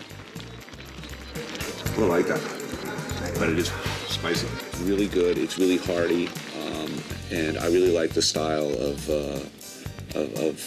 cooking and the style of eating. I mean, this is fun. It's casual. We all sit around. We all put stuff in. We all take stuff out. Serve each other. I think Michiko and Shinji take particular delight. Their whole countenances change during the course of this meal. I feel honored to be served by a French chef just having a chanko. It's fun. I like this. For such an almost cult-like closed society of sumo, their food is perhaps the most accessible to the everyday American. I mean, I can see chanko taking off in the United States.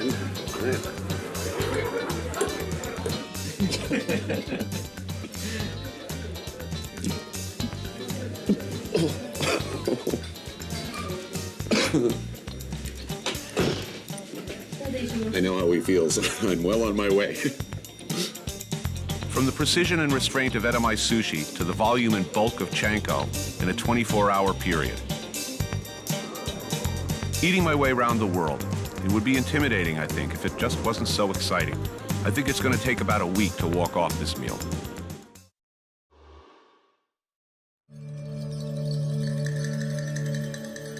Salvador, the African heartland of Brazil. Ooh la la! It's where religions, cultures, traditions come together to create something really special. It's about magic, it's about food, it's about music, it's about people. It's a whole different world here. But let's start someplace a little more familiar.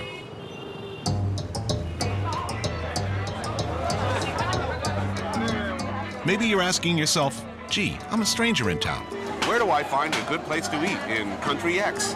Well, here in Salvador, like in just about every other cool country, if you're looking for a good meal, go directly to the market. Hang out and eat without fear. I have every confidence we're going to find like good stuff to eat here. Whoa, watch your back. Now, is it my sunglasses or what I had to drink last night, or is that an incredible color over here?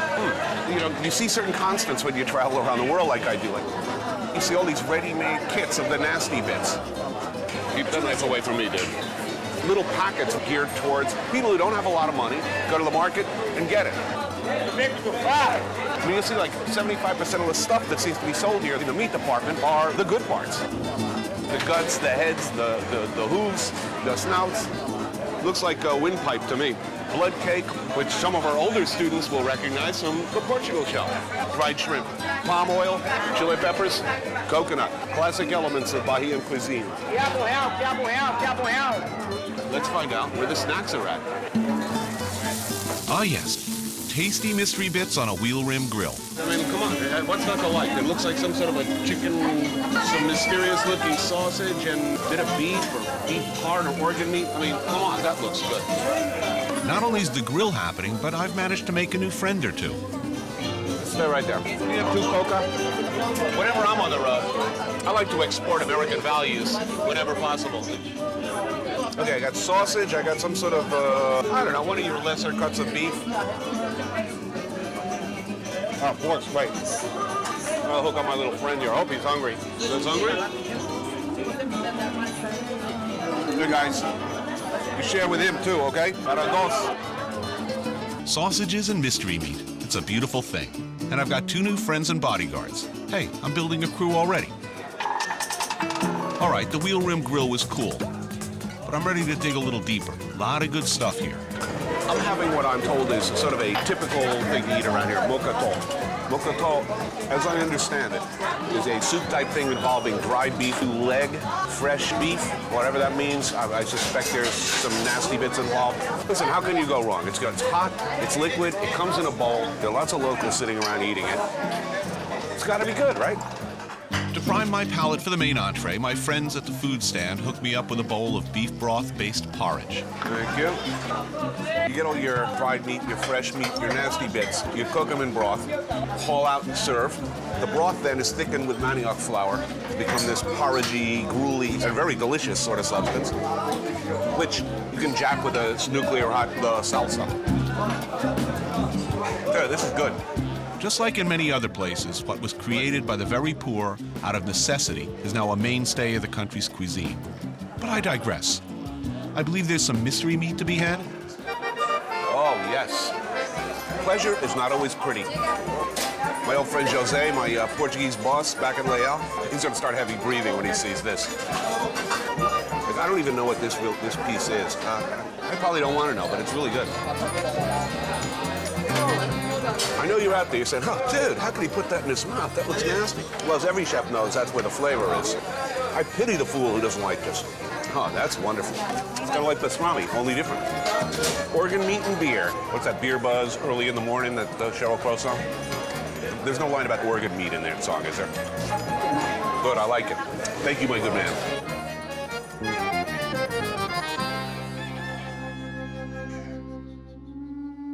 Tonight, I'm going to witness my first candomblé ceremony, and I'm a little apprehensive. Much like Bahian cuisine itself, candomblé is a traditional African religion filtered through Brazil, which was for many years hidden beneath a veneer of Catholicism.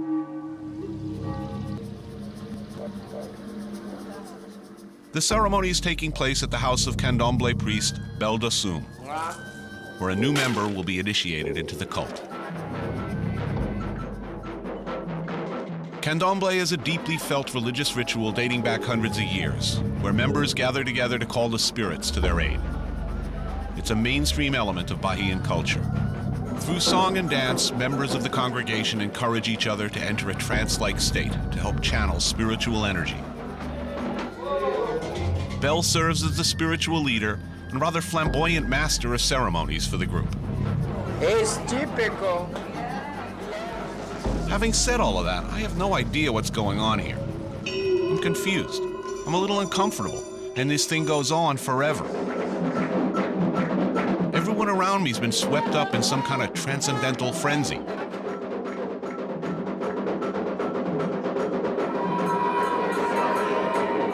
It's been said that sometimes even spectators get caught up in the outpouring of spiritual energy. And I gotta admit, with all this drumming and shrieking and rhythmic circular dancing, I'm starting to feel a little lightheaded.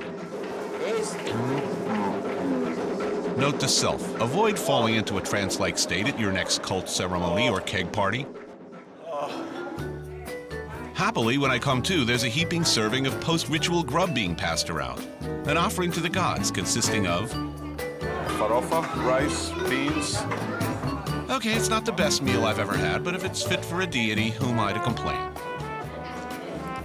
I lumber, somewhat disoriented, back to my hotel, with a belly full of food and a head full of African cult gods.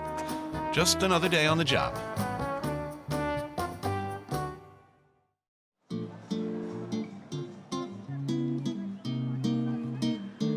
It's another beautiful day in downtown Pellegrino, the old colonial section of Salvador. I don't know about you, but whenever I nearly black out at a candomblé ceremony, I usually need something a little special to get me back into the swing of things. My method of choice, a good meal. If there's one chef who really characterizes the best of Bahian cuisine, by general consensus, it's agreed that Dada, who we're about to meet in her restaurant, Sorriso de Dada, is that person. She's the most famous cook in Brazil. She has a TV show. Politicians line up, clamor to get in. Dada started cooking her first place out of her house and has since expanded, which is spectacular success now. You'd think that it would be, a slick corporate setup upstairs by now. Still cutting like this. Dada is not just a brand name. She still cooks her meals, still invents, and oversees every detail. Notice her knife work? It's like mom.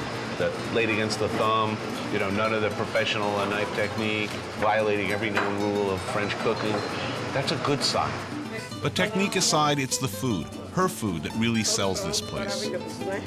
Her menu includes such Bahian favorites as red fish wrapped in banana leaf, crab salad, and the quintessential dish of Bahia, a seafood and coconut stew called a moqueca. Moqueca begins with diced onions, peppers, tomatoes, and cilantro. And like many Bahian dishes, includes the holy trinity of ingredients: shrimp, coconut, and a generous helping of fiery dende palm oil, infamous for wreaking gastrointestinal distress on unsuspecting tourists. A quick simmer on the stove and simple ingredients are turned into something spectacular. Much like moqueca, red fish and banana leaves is also a standard of Bahian cuisine. You know, where did it come from? Got fish, got traditional African ingredients, don't have refrigerator. Problem. They developed a method of wrapping the fish in the seasoning in banana leaf as a means of preserving the fish. And by solving the problem, you make something good. But before I get to the food, I want to take a crack at Dada's seemingly endless array of caipirinhas. I promised Dada that I would sample all of them. I'll have a cashew caipirinha, I think. Now, that's fresh cashew, cachaça, and I'm guessing sugar. Oh, yeah. All right, more. Jumbo, or something like that, or umbu. It's a little sweet for me. Pineapple. I haven't had pineapple. A little too Don Ho on it. I think I'll have another one of these bad boys. Sunny bubble. God, I'm drinking a lot of these things here. Next. Okay, before I wind up face down on the table, I think it's time for some food. Oh, yeah. Yeah. Beautiful thing. Oh, look at that. Moqueca. Oh, my crab. First. Good. With so much before me, I decide to start with a crab salad and work my way up. Look, I love the crab coral. Look at this little piece of crab coral in there. The crab rope. Oh, that's fantastic. And texture, too. You got a lot of different textures going on here. Like this stuff, it's like eating sand, you know, but a delicious, magical sand. Whole different spectrum of flavors. All right, a quick deboning and we're on to round two. The red fish and banana leaf. To accompany the fish, Dada has made a spicy sauce of chiles, dried shrimp, and more dende oil. These are not shy about flavor. One says reaches down your throat, grabs you by the heart, and yanks. Oh, yeah. That's great. The fish is incredible, but I can't hold out any longer. I've been gaping in wonder and anticipation at that beautiful moqueca for too long. Oh, yeah. Look at that color. Is that psychedelic delicious or what? Look at that. Oh, tell me that's not pretty. Tell me that's not gorgeous. Incredible. But this stuff ain't for the faint of heart. It packs some serious heat. Sweating. Full flop sweat. Heat. Of course, there's only one remedy for some powerful thirst around here. Now, this is a passion fruit caipirinha. Slimy with little chewy, delicious seeds that go popping right up into your brain. Oh, yeah. You've never tasted anything like it. It's magic. I've always felt that food at its best is a reflection of the person who made it. Thank you. And an afternoon at Chorizo de Dada is an extension, a reflection of the woman herself, her personality and her passion. Another example of the magic that seems to be everywhere down here. In the streets, the music, the people. Hopefully just not in my lower intestine.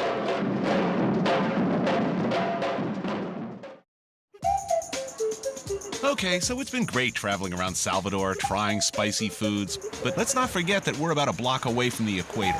Obviously, it gets hot down here.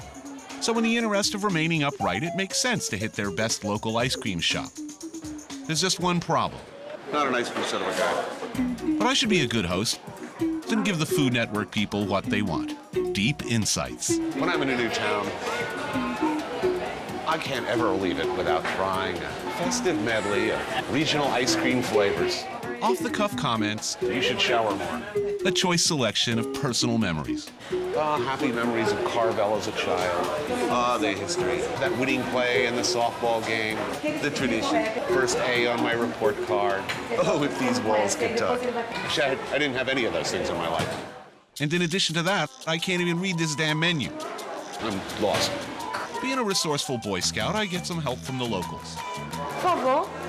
Hopefully I won't be the lab rat for some new specialty called spleen almond chip or kidney swirl. I have no idea what we're talking about or what I'm eating, but it's good. I'm enjoying it. Okay, passion fruit. God, I like it. Jackfruit. Jackfruit. Oh, yeah, good. I like jackfruit. Though I'm actually enjoying some of these flavors. Mild durian. That's good. Citrusy. Maybe this wasn't a bad idea after all. Oh, that's great. And then I get the preschool special. Mangava. This is like sticky. It's like glue. Glue? That's one from the home team calling the flavor processed horse hooves. It doesn't taste like glue, but It does kind of. I've sniffed this stuff. I've just never eaten it. So playing it safe, I decide on burnt coconut and chocolate. Beautiful thing. No problem there, right? Wrong. I'm going to go off and wander. And perhaps share some thoughts on my ice cream. Not even remotely good. Oh, yeah. Two of my favorite scenes in one. Ice cream and deep thoughts. This is harder than it looks, folks. Oh, God. I don't taste coconut. I don't taste burnt. I don't taste chocolate. It stinks. Now, let's be honest. Well, at least I can enjoy the fine tropical weather, right? Add a little sunstroke to the mix. Along with the pain, boredom, humiliation, and general witlessness of this scene. Not to mention the thoroughly worthless ice cream.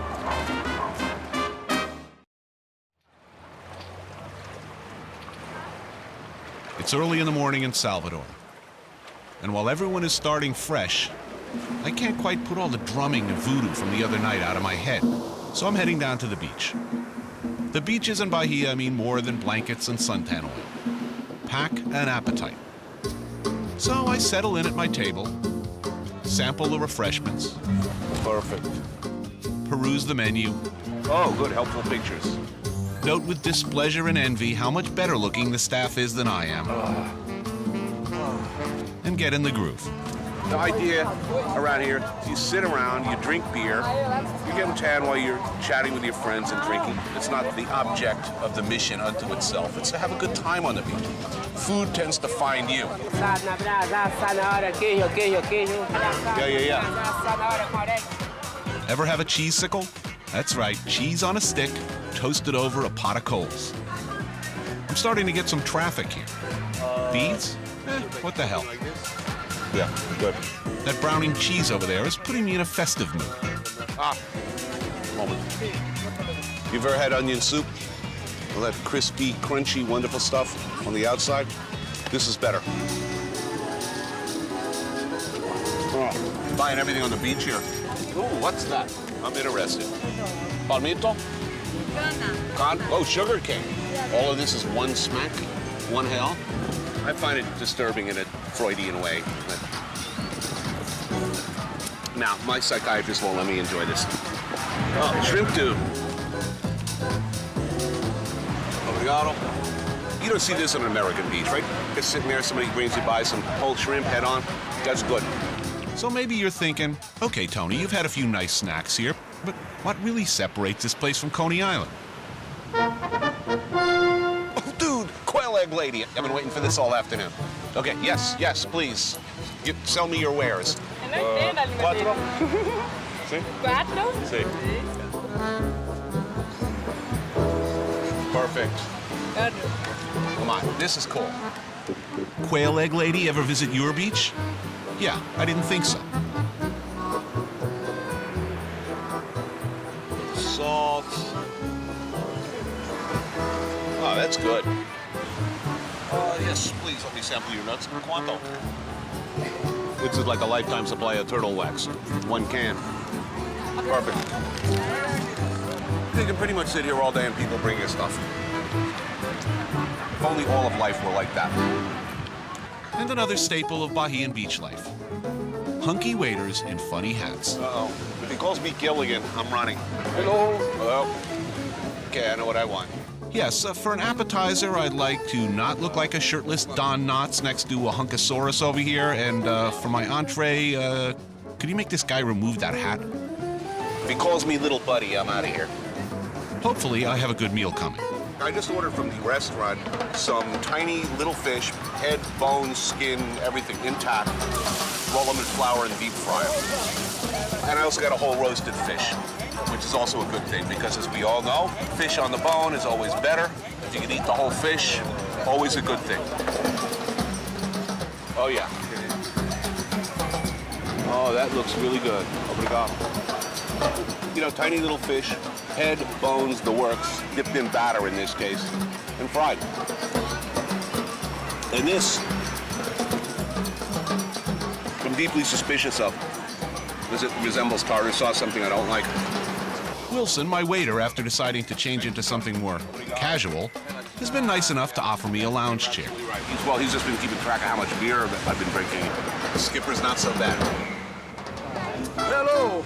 Oh, Jesus, it's enormous. What do we got here? Oh, yeah. Good. That's beautiful. This is the best. Carbon is a beautiful thing. You know, that crispy, crunchy, white, fleshy, oh, yeah. I don't understand people's fear of head and bones in fish. Anybody who's sitting there thinking, ooh, hooky, you're missing. You're missing the good stuff. It's all about flavor and texture. What do you mean? What do you want? Baby food? You know, what's the worst thing that can happen here?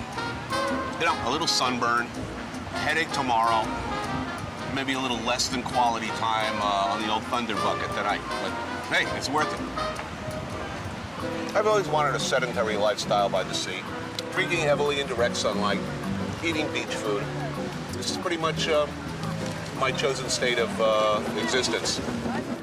Now, if I can just get the sound of that kooky drum beat out of my head, I'll be fine.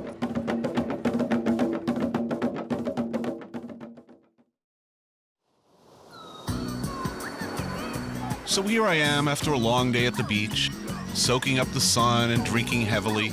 You know, same old swinging routine.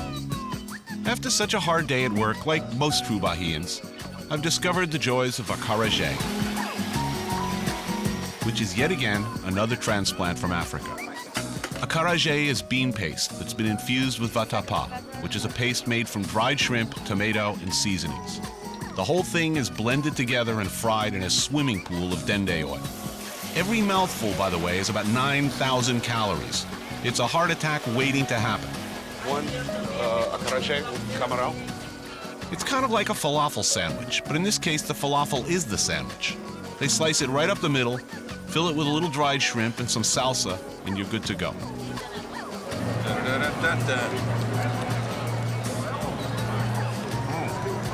It's not that it doesn't taste good. It's just that with all that spicy dende oil, I know that each bite is bringing me closer to an inevitable gastrointestinal apocalypse. It's a broken man you see before you. You know, I wish there could be, you know, sort of simulcam of the inside of my stomach. My lower GI, folks, you don't want to see. My heart is sort of, you know, kind of, you know, working overtime, trying to squish much needed oxygenated blood through my now constricted, clogged arteries. Now that's acarajé. So as I head rather urgently back to my hotel, two things come to mind. Number one, God help me, I hope that plumbing is in working order. And number two, Salvador is, without question, one of the great places on earth. It's got it all. Sensuality, spirituality, and great food. Oh, and by the way, that candomblé business, I ain't buying it.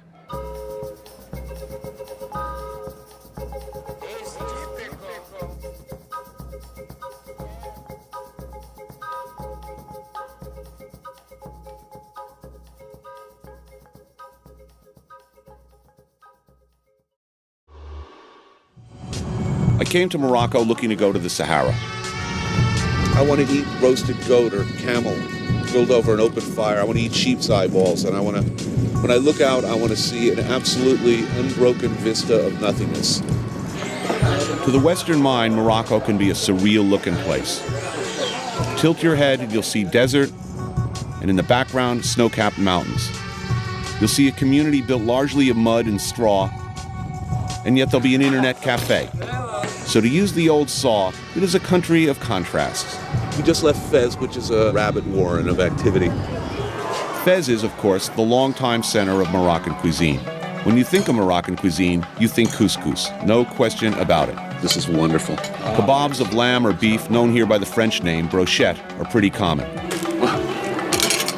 Each meal starts with a variety of small salads that range from pickled and spiced vegetables to lamb liver to olives. Rice and corn salad here, beet salad. Lovely. Fez is most famous for its tagine, another signature dish of Moroccan cooking. Tagine is a stew of chicken, beef, lamb, or vegetables, subtly spiced and cooked in a conical clay dish known as, you guessed it, a tagine.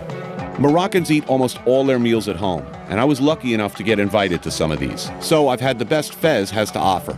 Already deliriously happy. It's just smelling it. But now I'm headed to the desert to have a whole new experience.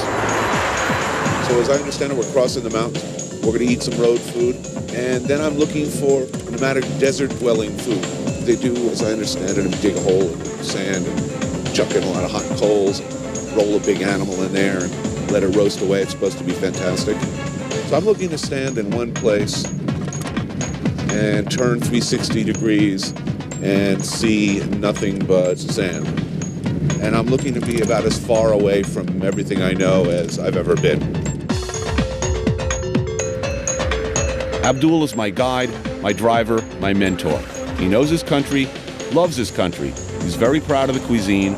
He's a bit of an operator, but he's a guy who loves food and knows where to get it. What's good? Yeah, Berber tagine or couscous. Tagine, couscous. Couscous, tagine. Get that just about everywhere. Salad, different things. Brochette. Maybe some brochette. Or I think they have also rabbit. Rabbit. International House of Pancakes. There's hotels like this all over. Where you drive across hundreds of miles of barren desert or high atop a mountain. When you finally reach the place, there's a tour bus filled with tourists. Here we are all the way up in the mountains, surrounded by rather spectacular views. You know, it's like a Princess Cruise line in the middle of nowhere. Is that B. Arthur over there? This is a Muslim country, and I'm pleased to see that we are on a tiny island of godlessness, meaning beer. I see we have trout here. It's supposed to be good. I see a lot of freshwater streams. The people are always telling me eat more salad, and I'm always saying bad things about vegetarians, so it's a good thing. Okay, what do we got here? Two trout who are undoubtedly leaping happily out of the water only a few hundred yards from this location. And we have, apparently the local translation of the word veal is open to interpretation because that looks like beef to me. But it looks good. Actually, I'll tell you if it's veal or beef in a second.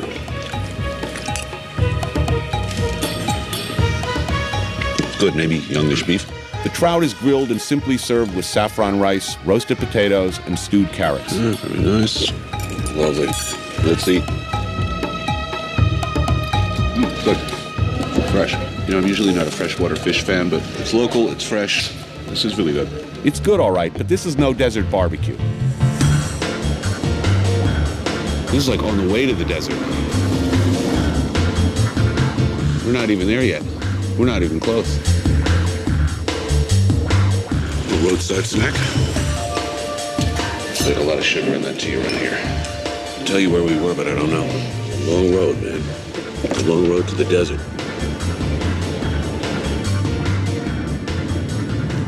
Finally, we reach the end of the road, the frontier town of Rissani, the last stop before the dunes.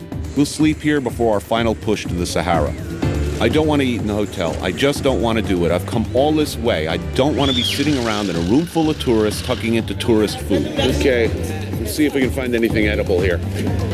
I'd rather not eat in my hotel tonight. So, daredevil that I am, I say, we'll go to the market. Now, warning sign. I tell Abdul that I want to do this, and he rolls his eyes up to the heavens, not very encouragingly. Nothing but raw meat here. Not looking too promising. No food, huh? Yeah, no soup, no kebabs. I should have listened. Didn't smell too good in there either, huh? Smelled like something freaking died. My search for authentic Moroccan food is not going well. One. Local specialty. Two.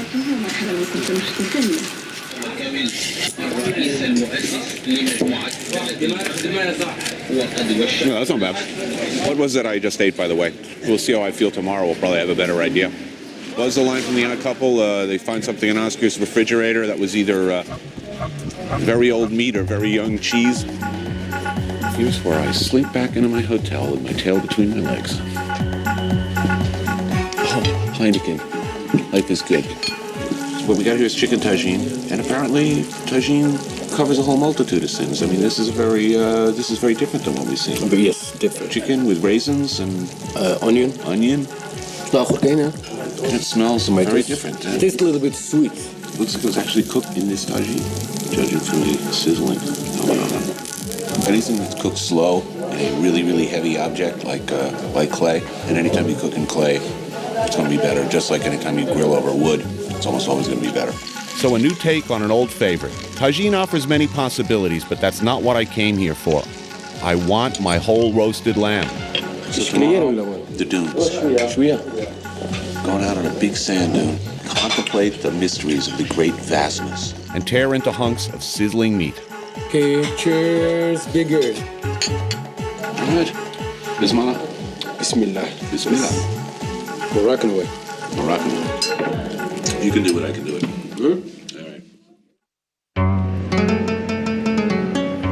Just before setting out for my desert meal in the Sahara, I'm having a little conversation with Abdul, and I say, so we're going to be eating that meshwa, right? That cool whole roasted lamb? He says, oh, no.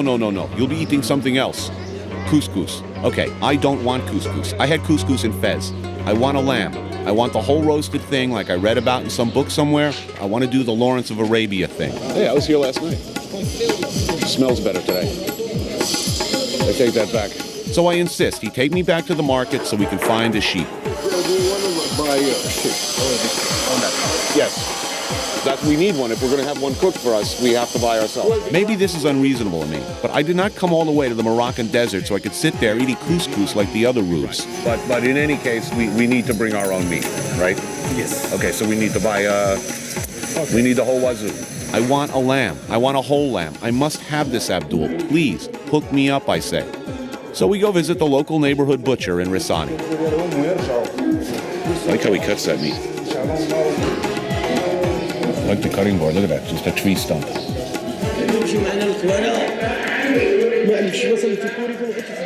Explain to me that the ship must be a little bit dry. No lamb. They could say you a leg of lamb.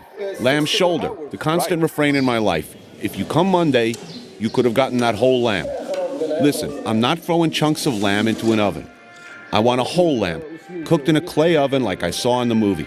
And I want the testicles. I say, do what you have to do. I want a whole lamb. Further negotiations, incomprehensible to me, ensue. They have a lot of ships. Yes, a lot of ships. Looks like it's all arranged. Oh, where are we going, by the way? We'll go by ship. Oh, good. As we walk down these shabby, dark, dusty, narrow streets, deeper and deeper into the backwater of Risani, I'm beginning to get this feeling that I'm part of some sinister and vaguely criminal conspiracy.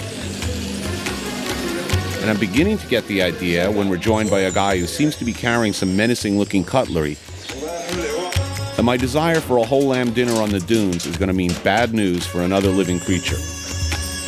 What are we discussing? We're talking about the price.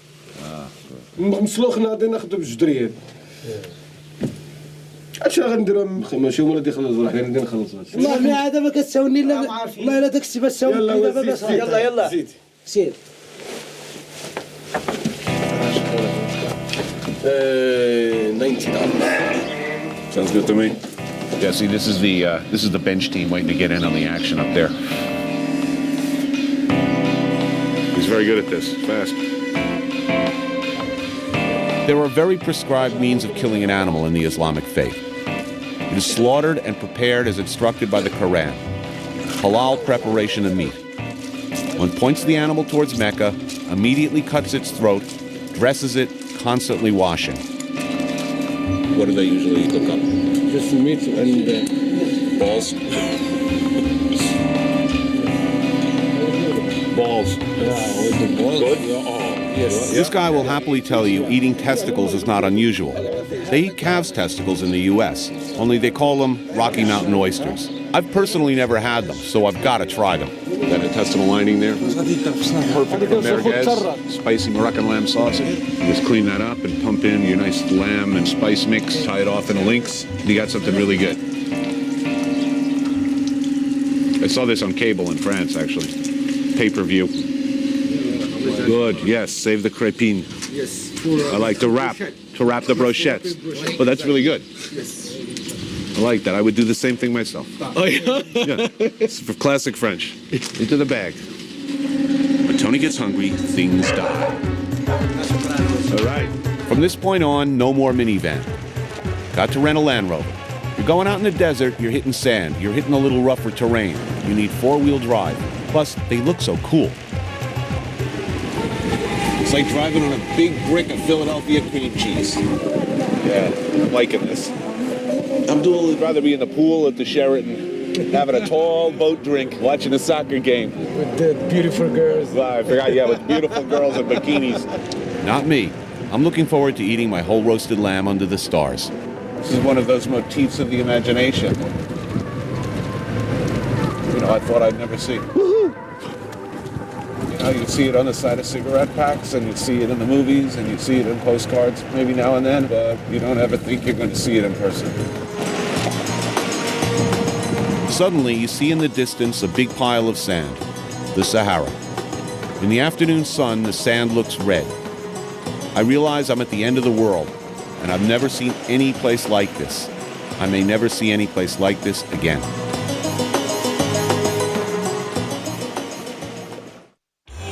I came a long way to eat my whole roasted lamb. Drove for hundreds of miles in a van, switched to a four-wheel drive Land Rover to drive out across the desert. And when I hit the dunes, I had to switch vehicles again. Okay, two hands. Good. Kind of like riding a horse, only humpier. Hey, just be grateful you're not dinner. Meet the blue dudes, who are Berbers. These are the folks who are leading me out on camelback to show me how they make Berber bread and whole roasted lamb. There are many, many Berber tribes. They say that about 10,000 years ago, the Berbers came from Yemen. And in a sense, the Berbers are the original Moroccans. A couple of hours into the dunes, we stopped for lunch. I was eager to see bread baked the Berber way, baked directly in the sand. The Berbers make a fire that heats the sand to bake the dough. This is something pretty special. This is not just bread, it's a meat pie. So what's you putting in there? Ground beef, peppers, onions, tomatoes, and hard-cooked egg.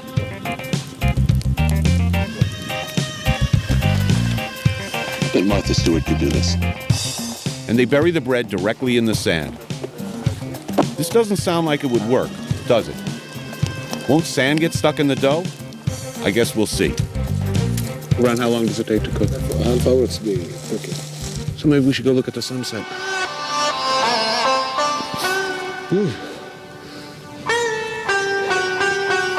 You know, those desert pictures weren't too far off. I see nothing but sand, 360 degrees. This is a pretty major score. It has been a long, strange trip. I mean, if a utility chef like me ends up sitting in the middle of the Sahara Desert, eating my way around the world, what does it all mean? I mean, who would have guessed? I've done every damn thing wrong my whole life. I must have done something right to end up with this. How did this happen? It's really beautiful. One gets the impression, even while it's happening, that this is a once-in-a-lifetime thing.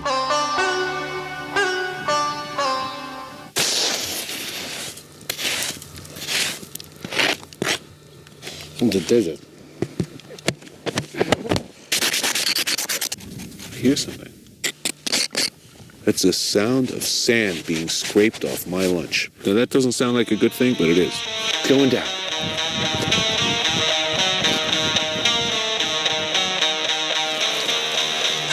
Oh, yeah. If you're sitting out in the middle of nowhere with some cool blue Berber dudes cooking you bread, Bismillah, and you know you're doing something pretty extraordinary. It tastes great. Not a single grain of sand ended up in my food. So, you don't need pots and pans, none of that fancy non-stick stuff. No oven, just dig a hole in the ground. Need a bowl, a little water, that's it. That's all. I was gonna say, I wish you could taste this, but I want to be the only person I know who have eaten this. Too good to share. Great.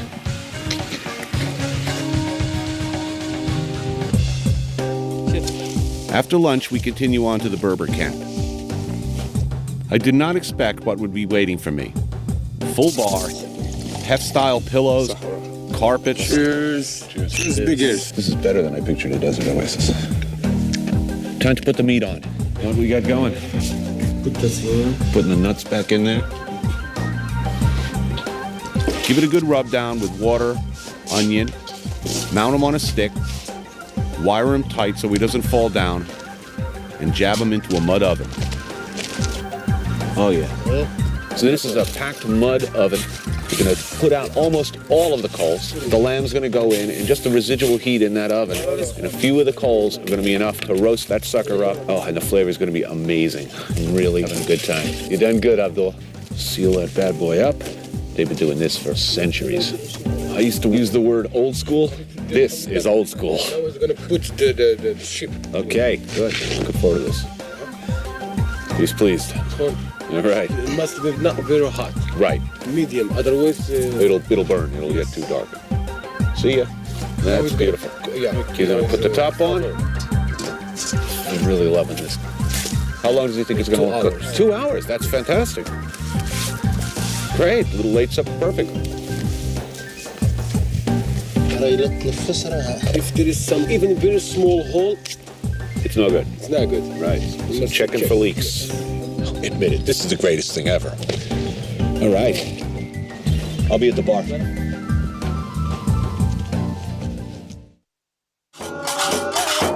You're sitting around with sand in between your toes in the middle of the northern Sahara with the smell of roasting lamb in the distance. It feels pretty damn good. I'm happy. A beautiful soup here. Harira soup. It's vegetables, lamb, chickpeas, and rice. Okay, Moroccan. Yes. Bismillah? Bismillah. Bismillah. Always. Well, it's good. You know, good. I've had this dish 3 times. It tastes different every time. Yeah. Lamb is more predominant. My lamb is ready.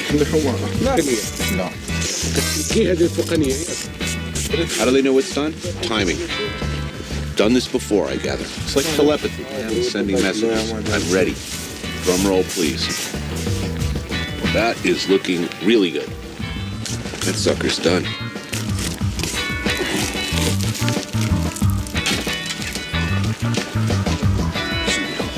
Magnificent.